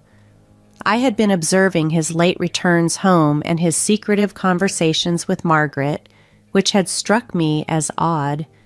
Was he concocting some sort of plan with her from the start? I had my suspicions that they were collaborating on a scheme, but fortunately I was ready for whatever they had in store. Perhaps I should feign shock when I confront him. "Oh, really? Explain." Although I was well aware that Liam had planned to leave for a trip today, it's astonishing if he thinks he can deceive me. Until now, I've maintained my composure, but today my patience wore thin, and I felt a strong desire to retaliate. It's time to stand up to these infuriating siblings. Once today is behind us, I expect the truth will come out. I hope they enjoy their trip, oblivious to the fact that I have an ally within their group. My name is Ashley, and at 35, I live with my husband, Liam. After graduating high school, I immediately began working at my current company. Over the years, I've gained significant experience and earned several certifications, securing a leadership role at the young age of 20. Despite being younger than Liam, I am his boss at work. I trained him along with 2 others after he joined the company. Despite our close ages, I quickly became his supervisor. We began dating, and after moving in together, our relationship followed a typical trajectory. However, after we got engaged, Liam suggested I become a stay-at-home wife, envisioning a future where I managed household affairs and we started a family soon. I voiced my concerns regarding our finances and my reluctance to quit my job, even after having children. Although I understood his desire to purchase a home, it irked me that he was uneasy about my higher income. I proposed a compromise. Let's focus on managing our wedding and buying a house for now, and decide on children and my job later. We agreed to proceed with that plan. Truthfully, I had no intention of leaving my job, but I proposed the idea to preempt Liam's persistent suggestions as our wedding approached. Our engagement celebration brought both families together, though Liam's sister Margaret was absent because she was traveling. I met her for the first time on our wedding day. She barged into the waiting room, gave me a quick once-over, and remarked, "So this is who Liam chose? A bit plain compared to his past choices, huh?" I mustered a smile and responded, "Nice to meet you, Margaret," but she just waved dismissively and left, leaving me to process her bold demeanor. It turned out my new sister-in-law was quite the character. Later, I introduced myself to Margaret's husband, who seemed genuinely nice.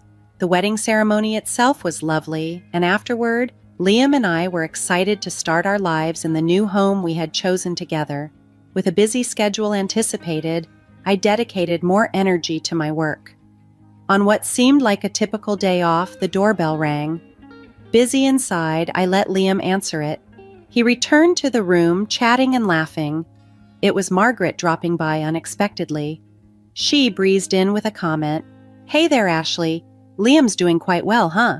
Owning such a big house. Good for him, after all, he's my little brother." She then turned to me. "I've been working hard. Make yourself at home, Ashley. Don't we have some snacks or something? My sister's here, so hurry up." Something in Liam's demeanor shifted. He started acting superior, probably boasting to his sister that he had bought the house on his own. Although I had contributed to the down payment and was equally responsible for the mortgage payments, Liam insisted on having his name solely on the title.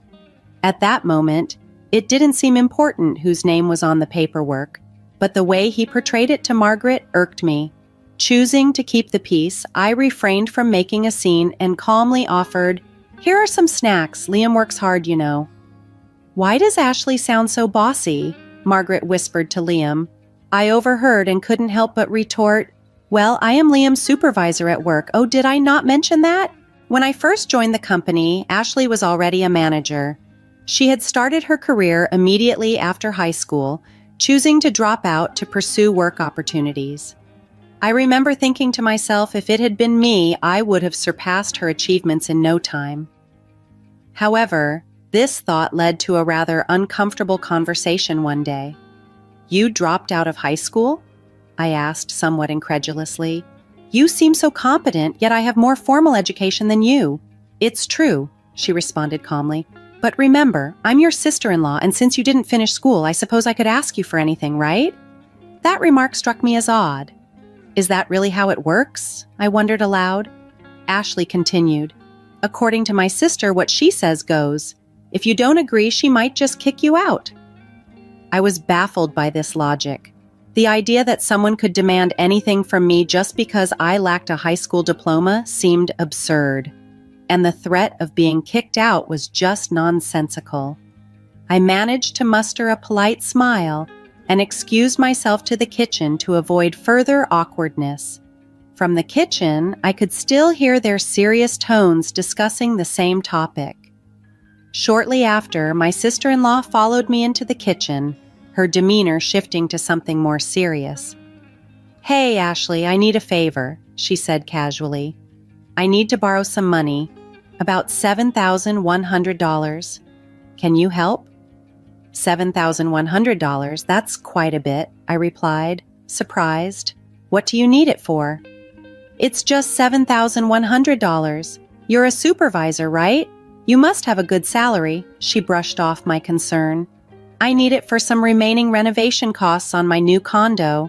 Just days earlier, she had been boasting about her luxurious new condo. Now she was asking for money? Liam then chimed in from behind, suggesting that I should just hand over the money as he planned to lend it to his sister Margaret. "Why would you decide that without consulting me first?" I asked, taken aback. "Listen, Ashley, either give me the money or I'll call our boss right now and say you want to quit. Which will it be?" Resigned but cautious, I agreed, but on one condition. "All right, Margaret, I'll lend you the money, but we need to draw up a promissory note. Even though we're family, I want it in writing.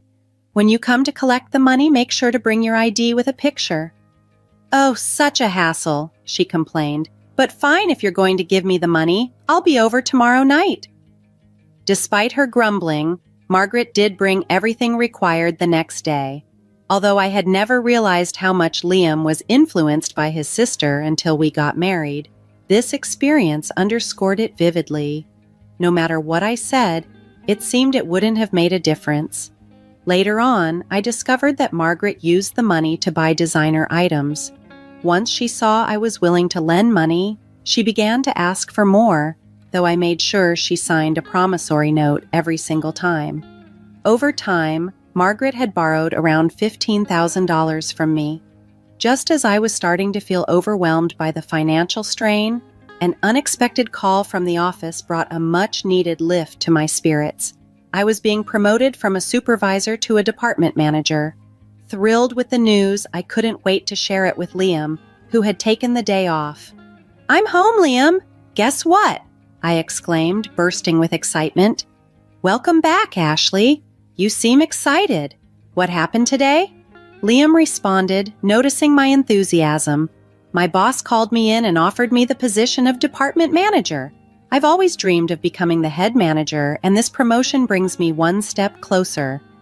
"Wait, what? Ashley, you're getting promoted? I don't understand. Did you accept the offer?" "Of course I did. I've always told you about my goal, remember?" I replied, slightly puzzled by his reaction.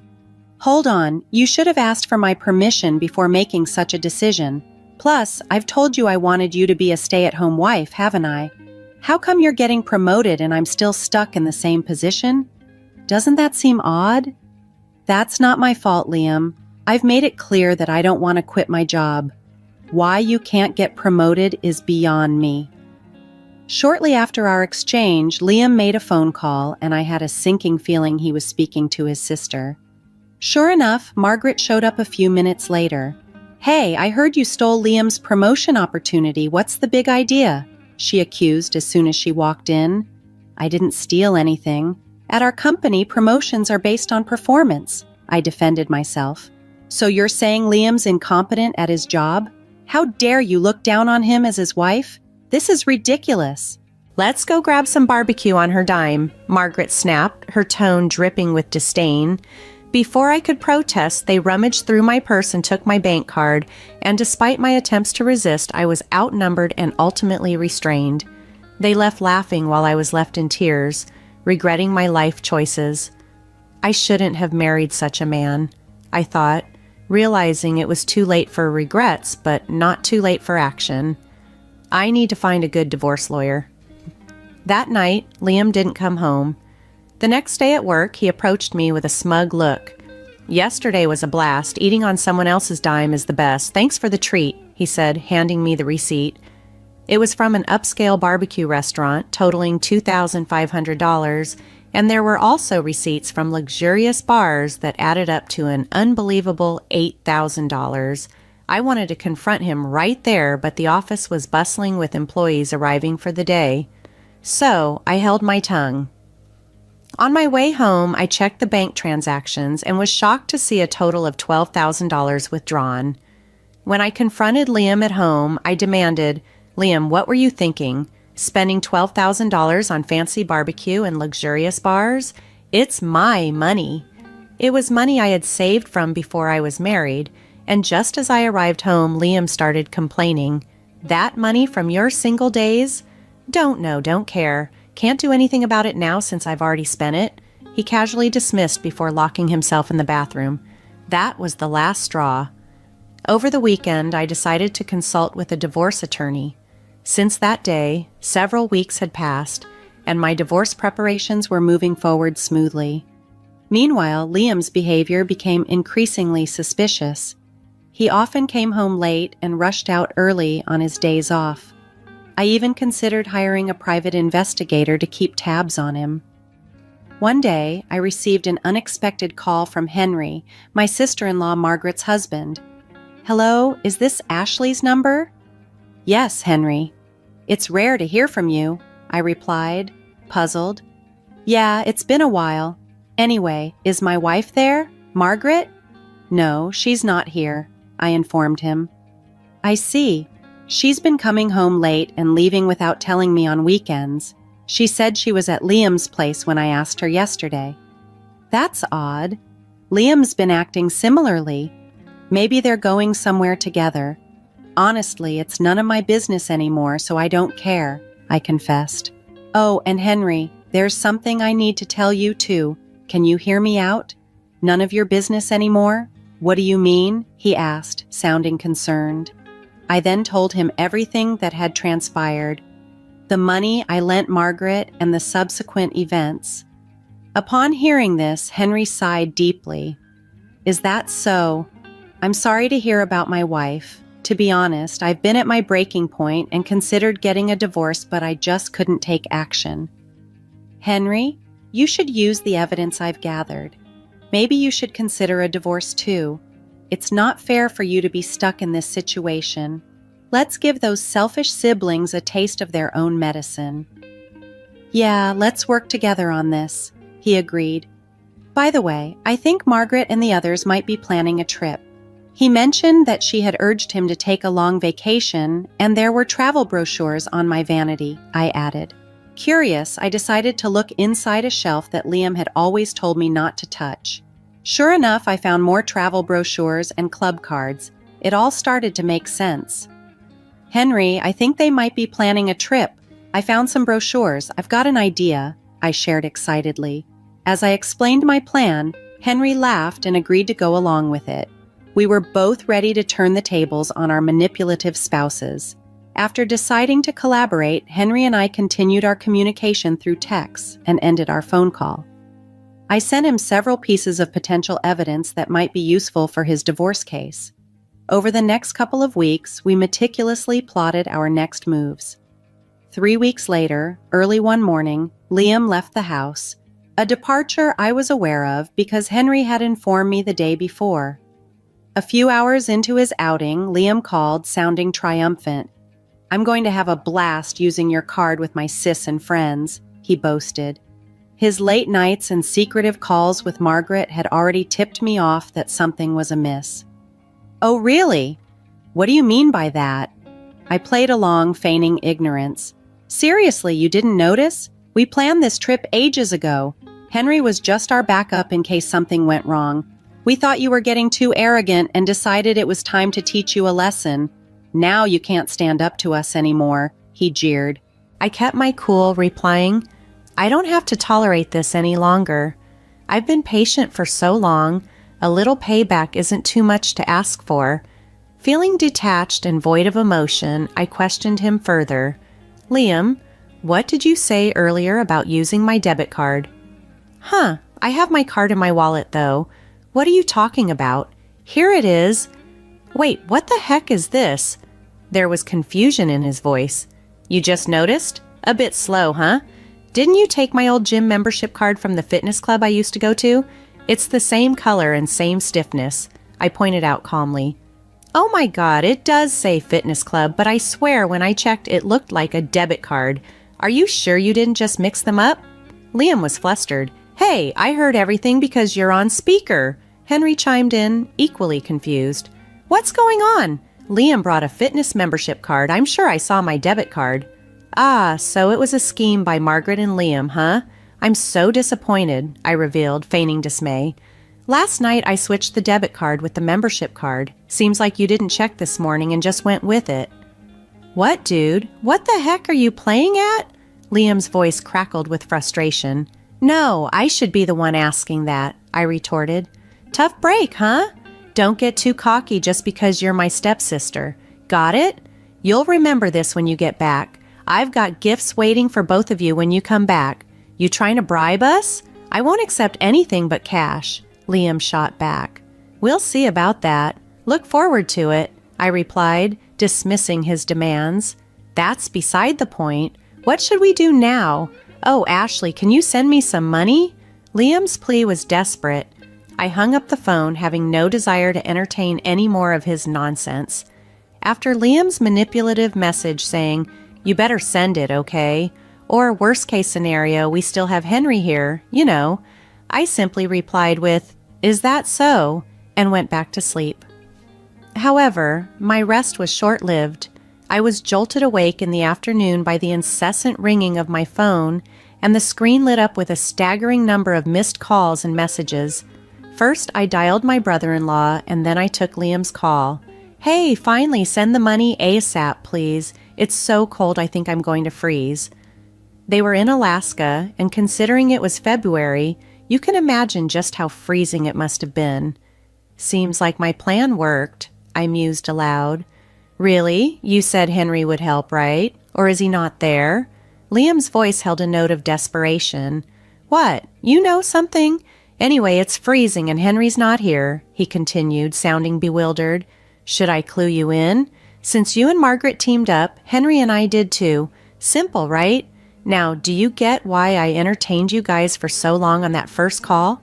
To buy time? And Henry? He hopped on another plane and is coming back here," I explained, satisfaction tinting my tone. "What's your deal with my husband, huh? Don't tell me you're wrong. We teamed up to get back to you. Now find your way back. See you." With that, I hung up. Henry should be arriving here soon. I decided to call my lawyer. We had our final meeting regarding the divorce before Liam and the others would return.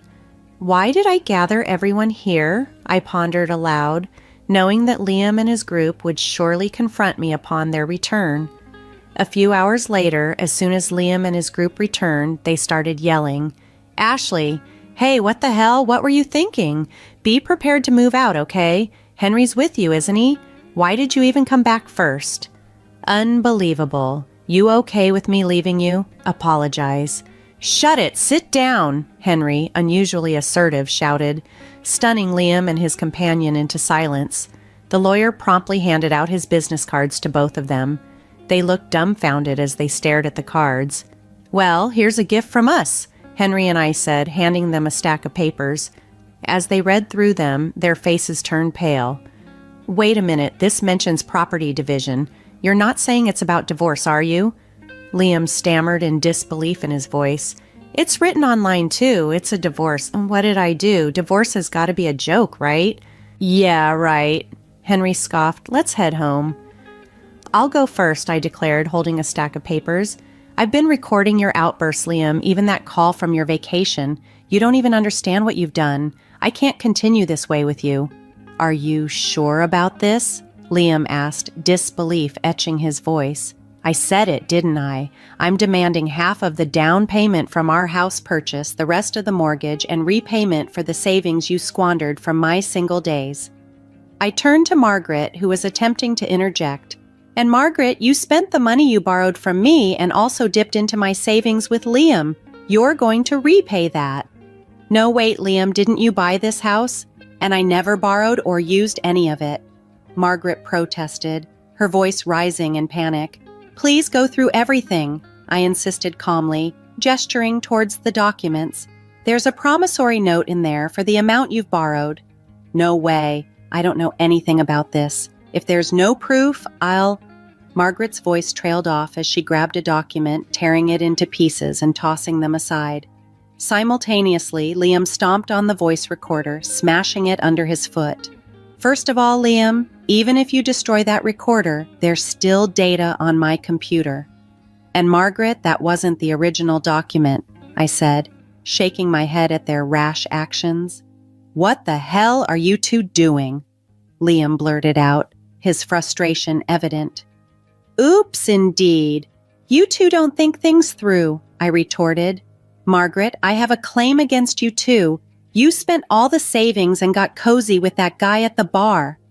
Both of them were visibly shaken, tears forming as the reality of their situation dawned on them. I detailed the claims. "Liam, you owe a total of $142,000. $10,000 for emotional damages, $120,000 for the down payment on the house, and $12,000 for miscellaneous expenses. There's also an upcoming loan repayment of $3,000. To Margaret, it amounts to $40,000, $10,000 for miscellaneous expenses, and $30,000 for a loan she acknowledged with a promissory note. Henry's claims against Margaret amount to $160,000, $40,000 for emotional damages, and $120,000 for miscellaneous expenses, without any division of assets like condos. I was confident they wouldn't sue, as the attorney cleverly added, "If you sue, you're going to lose for sure. No one will represent you and it'll just cost you more. Work hard on your repayments." With the settlement clear, I grabbed my packed belongings and left the house. Word had spread at my office and Liam was transferred to another branch shortly after. Only a few weeks later, I received a message from Liam. "Ashley, I want to see you. I never thought life without you would be this lonely. Can we give it another shot? You can work as much as you want." "It's not gonna happen, goodbye," I responded firmly. Then a message from Margaret appeared. "Ashley, it's Margaret. I think you should reconsider things with my brother. Why don't we live together? Maybe there's been some misunderstanding between us." I knew then that nothing had truly changed. Their actions spoke louder than any words could, and my decision to leave was justified. I firmly told Margaret, "I believe things will be better if we go our separate ways. It's not going to happen. I'm sorry, goodbye." Despite their pleas, I ignored them and blocked their contacts to move on. Henry did the same after receiving a similar call from them. Sometime later, while passing my old house in a taxi, I noticed it was up for sale. The financial settlements had been made in one go, and since I'd cut off all communication, I had no insight into how they were managing without the assets they once took for granted. As for me, life moved forward in positive strides. I relocated and purchased a condo, embracing a fresh start. Work has been fulfilling too. My boss recently informed me that I've been promoted to regional director, a position I've always aspired to. Additionally, I've started spending time with Henry outside of work. Despite the age difference, we have a lot in common and our conversations are effortless and engaging. There's a newfound ease in my life now, and things with Henry just feel right. Since the divorce, life has genuinely been looking up. I'm relieved I decided to leave, as it opened new doors and brought unexpected opportunities. As for what developed between me and Henry subsequently, that's a tale for another time.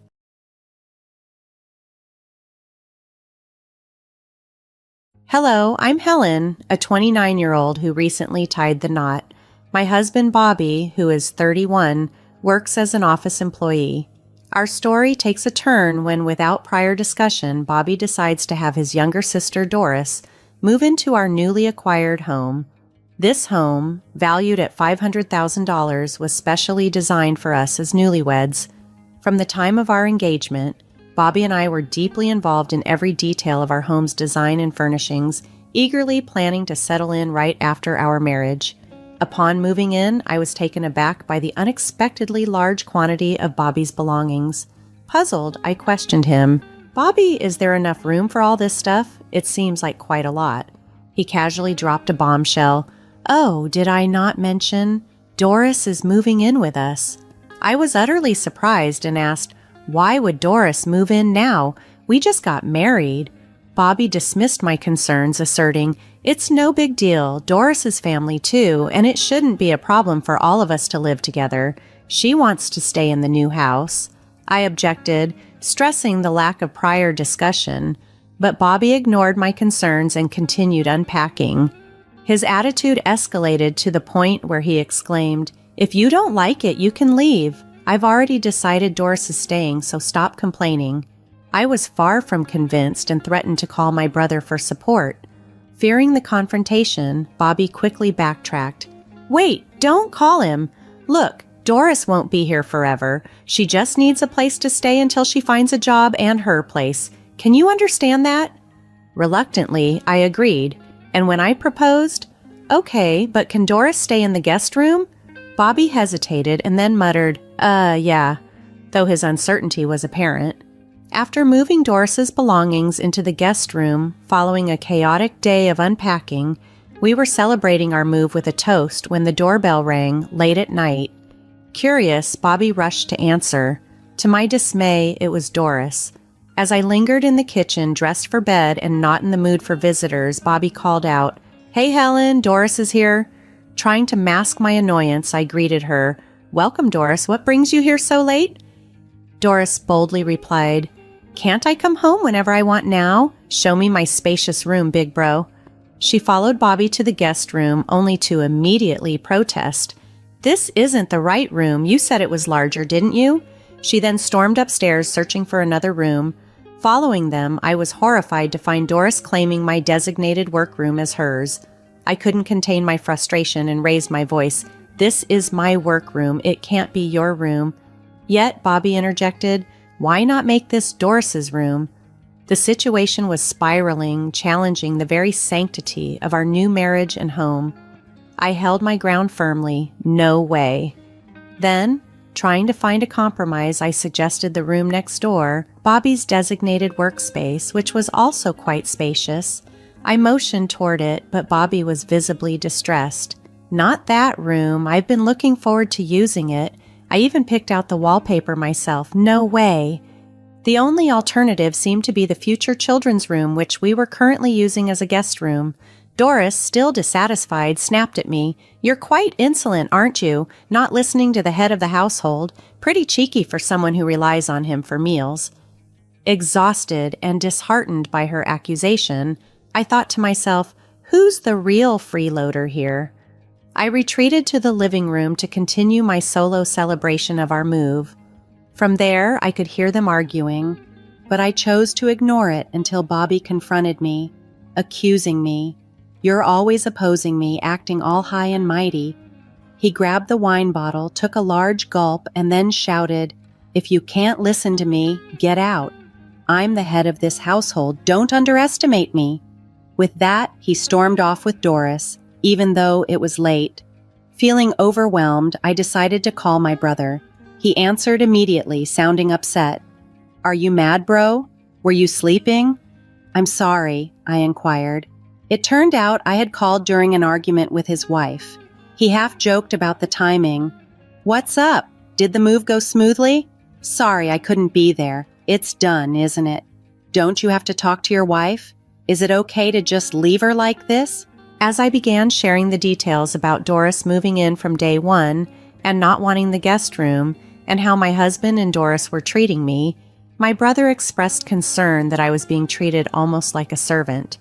I laughed off his worries, asserting confidently, "I'm your sister, right? Me, a servant? If they think they can manage that, let them try." My brother chuckled. "Good point, but call me if anything happens." Our conversation then shifted to his troubles. I was shocked to learn his wife had been seeing other men she met on a dating site and was having an affair. He had found out after she mistakenly sent him a message meant for her lover. Bobby had been suspicious for a while, and after getting proof, he took her phone and sent her back to her parents. He planned to visit her parents' home the next day to discuss everything. We ended our call with a plan to stay in touch, acknowledging that we were both in tough situations. After hanging up, I busied myself with the remaining boxes, waiting for Bobby and Doris to return. They came back late at night, cheerfully drunk, as I continued unpacking. Despite the tension, I braced myself to welcome them. Bobby and Doris approached me with what they thought was a brilliant solution. "Let's move our bedroom to Doris's and we can each sleep in our workrooms. What do you think? It's a good idea, right? Just make sure to clear the room for Doris by tomorrow." I paused before replying. "There's something I need to clarify first. How much will Doris contribute towards groceries and household supplies each month? And she's not planning on staying here forever, right? So, how long does she intend to stay?" Bobby looked uneasy at my questions. "You want money from Doris, who doesn't have a job? Don't worry, I'll cover it with my salary." Doris chimed in with a tone of entitlement. "I'll stay until I'm satisfied. I can't stand my mom's old-fashioned cooking and her nagging at home about laundry and cleaning. Here, I can do what I want without spending a dime. It's perfect. If you don't like it, Helen, why don't you move out?" I snapped back, "Then let's divide the household expenses. I will cover my share with my income. You can use your salary for yourself and Doris." They seemed oddly pleased with this arrangement, even though I added, "And you'll need to take care of your chores." Feeling they weren't taking me seriously, I left a written note about our agreement. The next day, still concerned about my brother, I decided to visit him at his office. He took over as the president of a construction company after our father passed away last year. Surprised to see me, he invited me to speak first. I explained the situation at home and asked if there might be a position for me at his company. "Our secretary is leaving due to her husband's relocation." "It's good timing," he replied, agreeing to hire me. Then he shared his troubling news that left me stunned. His wife was pregnant, but it was clear the child wasn't his. The evidence was on her phone, filled with messages, photos, and videos of her lover, who now wanted to shirk responsibility upon learning of the pregnancy. When I asked if he was considering a divorce, he replied, "It will be tough for the kids, but I see no other option." I advised him to consult with a lawyer for a proper discussion. Returning home, I was haunted by the images and texts of my sister-in-law's affair. Despite knowing her as a loving, family-oriented person, her betrayal felt like losing a close friend. Tears welled up as I processed the shock. Amidst these thoughts, Doris persistently knocked on my door, breaking into my reverie with, "Hey, I'm hungry, can you make something?" Doris's voice echoed through the door, but I was too shocked and drained to respond, so I let her be. Then my phone rang. It was my husband, likely calling from work. Anticipating the direction of the conversation, I chose not to answer. I just wasn't in the mood to talk. Shortly after, I received a text from my brother asking if I could accompany him to a lawyer the following day.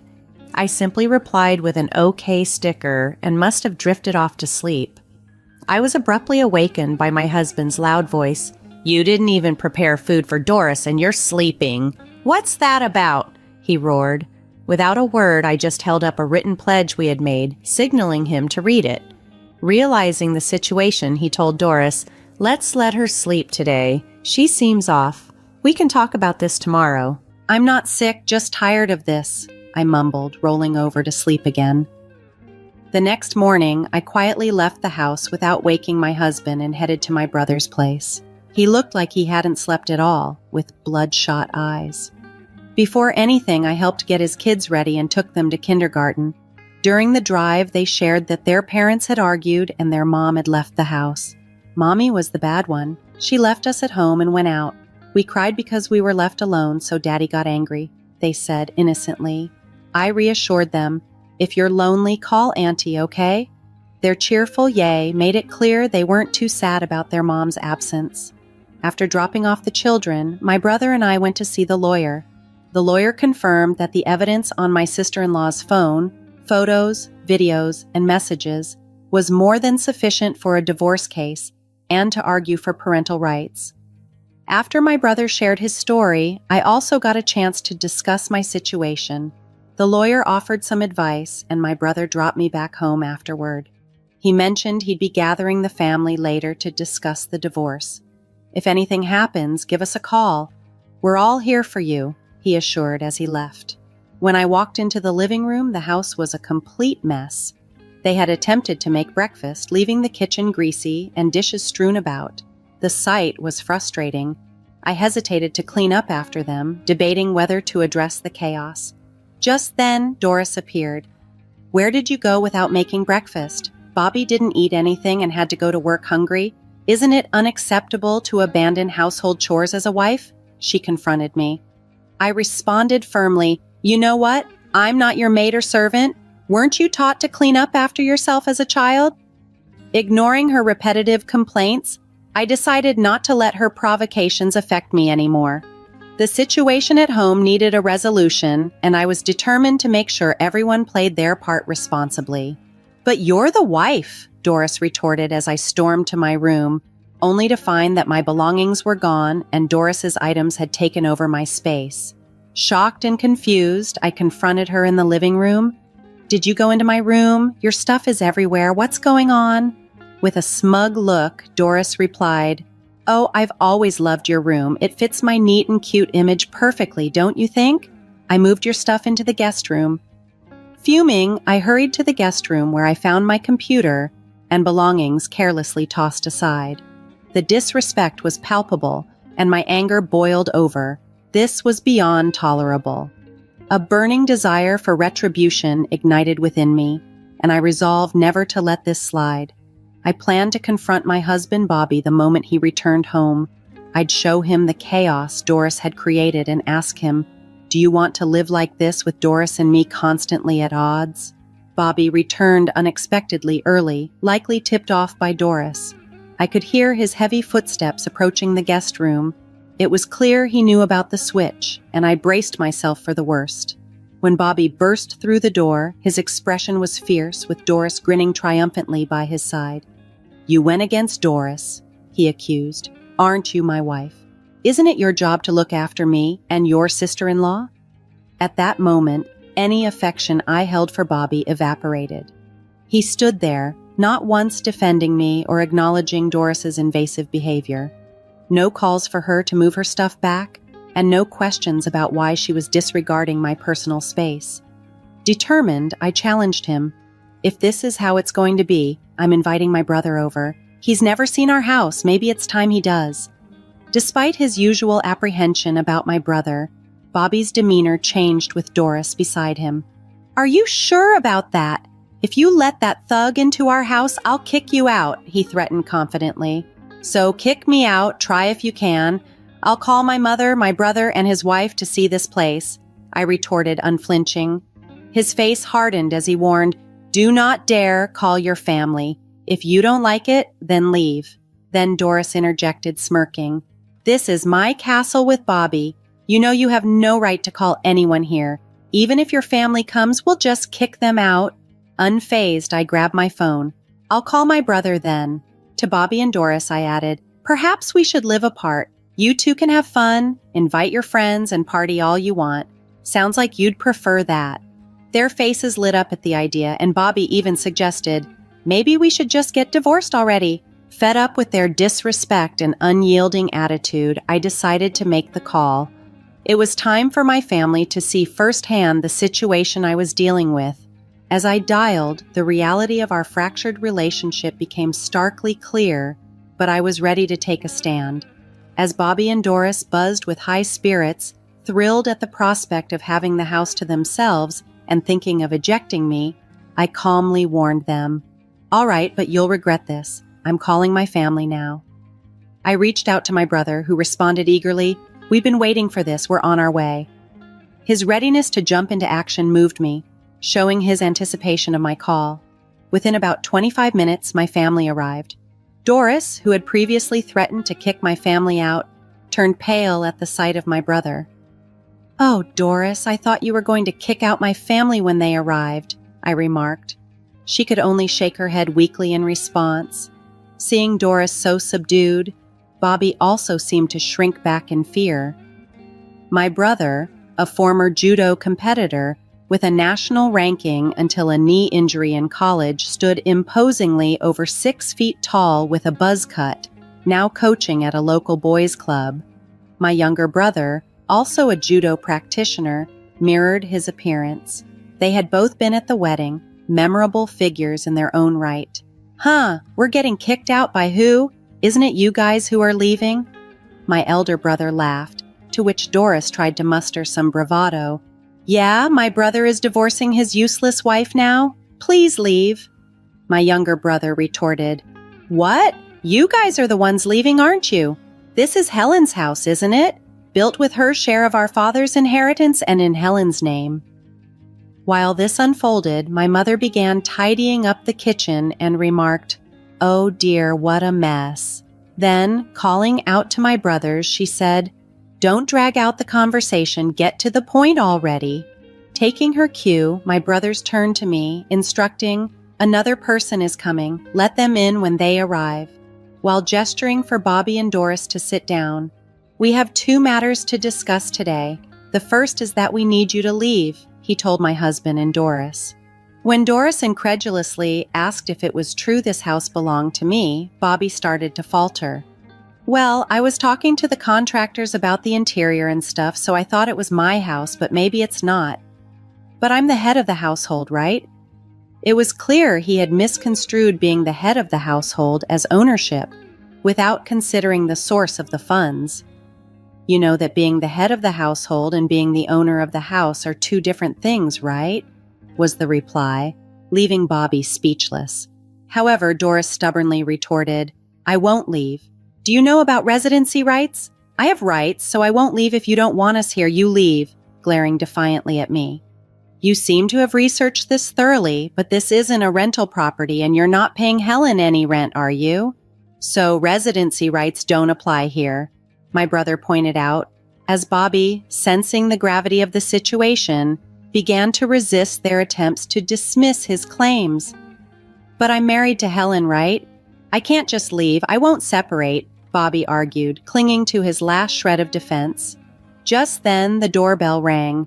The guest the brothers had mentioned had probably arrived. I opened the door to find my sister-in-law, my older brother's wife, standing there, tears streaming down her face. Before letting her into the house, I turned to my brother. "Your wife is here with your child. What should we do?" My mother, ever the peacemaker, suggested she would take the child to a room upstairs. After guiding them upstairs, I allowed my sister-in-law to enter the house. Bobby, caught off guard by her appearance, stammered, "How did you find out where we live? Please, just go home for today." Bobby's suspicious demeanor did not go unnoticed. My elder brother stepped in, his voice heavy with disdain. "Huh, did you forget my wife's face? This is the second matter we need to discuss." The color drained from Bobby's face, a mix of confusion and fear taking hold as he mumbled, "You mean she is?" It seemed Bobby hadn't realized she was my brother's wife. In a panic, he looked like he was about to flee but was rooted to the spot. My brother, holding up evidence of the affair, confronted him. "Seems like my wife is pregnant with your child. Did you 2 plan this?" Throwing down the evidence on the table, he declared, "For me, it's divorce, nothing less." Hearing this, Doris, fearful of being caught in the scandal, blurted out, "I will pack my things and go back to my parents' house," and made a move to escape upstairs. My younger brother quickly stepped in. "We've got a truck loaded with boxes. Start packing your things right now. I'll get the boxes." Doris hesitated, asking, "Am I leaving today?" But one stern look from my brother made her relent. Meanwhile, my elder brother told his wife, "Sign the divorce papers," as he handed them to her along with a pen. Seeing the custody section assigned to my brother, she hesitated, but he firmly told her, "That's what the kids want. Your opinion doesn't matter." With tears streaming down her face, she signed the papers. "Next time, take care of the child in your belly. I won't ask for child support. In return, don't ever show your face to my kids unless they want to see you. I won't stop them when they grow up," he stated as she apologized to him on her knees. Watching this unfold, I realized the depth of pain my brother had been bearing. Then the focus shifted to me. "So, Helen, what are you going to do?" my elder brother asked. I responded without hesitation. "I choose divorce too. I want him out of my house as soon as possible." At this, Bobby dropped to his knees, begging, "I don't want a divorce. Please forgive me. I beg you." He then added desperately, "Besides, it could be his child, not mine." This only solidified my decision. I had seen enough deceit and was ready to reclaim my life and my home. When my brother calmly stated, "I'm done having kids. I've had surgery to ensure that," Bobby was left utterly speechless. My brother then handed me the divorce papers and suggested, "If you want him out immediately along with Doris, have him sign these." I directed my husband to sign the papers, and without much hesitation, perhaps realizing there was no escape from the mess he'd created, he did. After he signed, I presented him and Doris with pledge documents my lawyer had prepared. These documents required them to compensate for the damages they had caused in the house, amounting to roughly $50,000, and to agree never to enter my house again. Bobby, under the stern gaze of my brother, hesitantly signed the pledge. His shoulders slumped as he began to trudge upstairs to pack his belongings. Meanwhile, my brother, with a hint of irony, mentioned, "Oh, I got a marriage license for you guys when I picked up the divorce papers." He handed it to his wife, who, without a second thought, signed it and pushed it towards Bobby. "Sign it quickly. You've messed up my life, so you have to take responsibility. I'm having this baby. You can't just walk away." With a desperate look, Bobby signed the document, sobbing, "Just do whatever you want." My brother, not yet done, pressed Bobby, "Hey, you won't say anything unless I ask, huh? Don't you have anything to say to me?" This prompted a profuse apology from Bobby, his remorse palpable as he nearly bowed to the floor. We all worked quickly to pack Bobby's and Doris's belongings into boxes, loading them onto a waiting truck, which then transported everything to their parents' house. Thus, my brief married life came to an abrupt but decisive end. As I contemplated living alone in the big house, my mother proposed selling her house to move in with my younger brother. My older brother decided to sell his house as well and move in with his 4 children. They planned to buy my house with the proceeds from selling their homes, suggesting lightheartedly, "Why not build a new house when you get married next time?"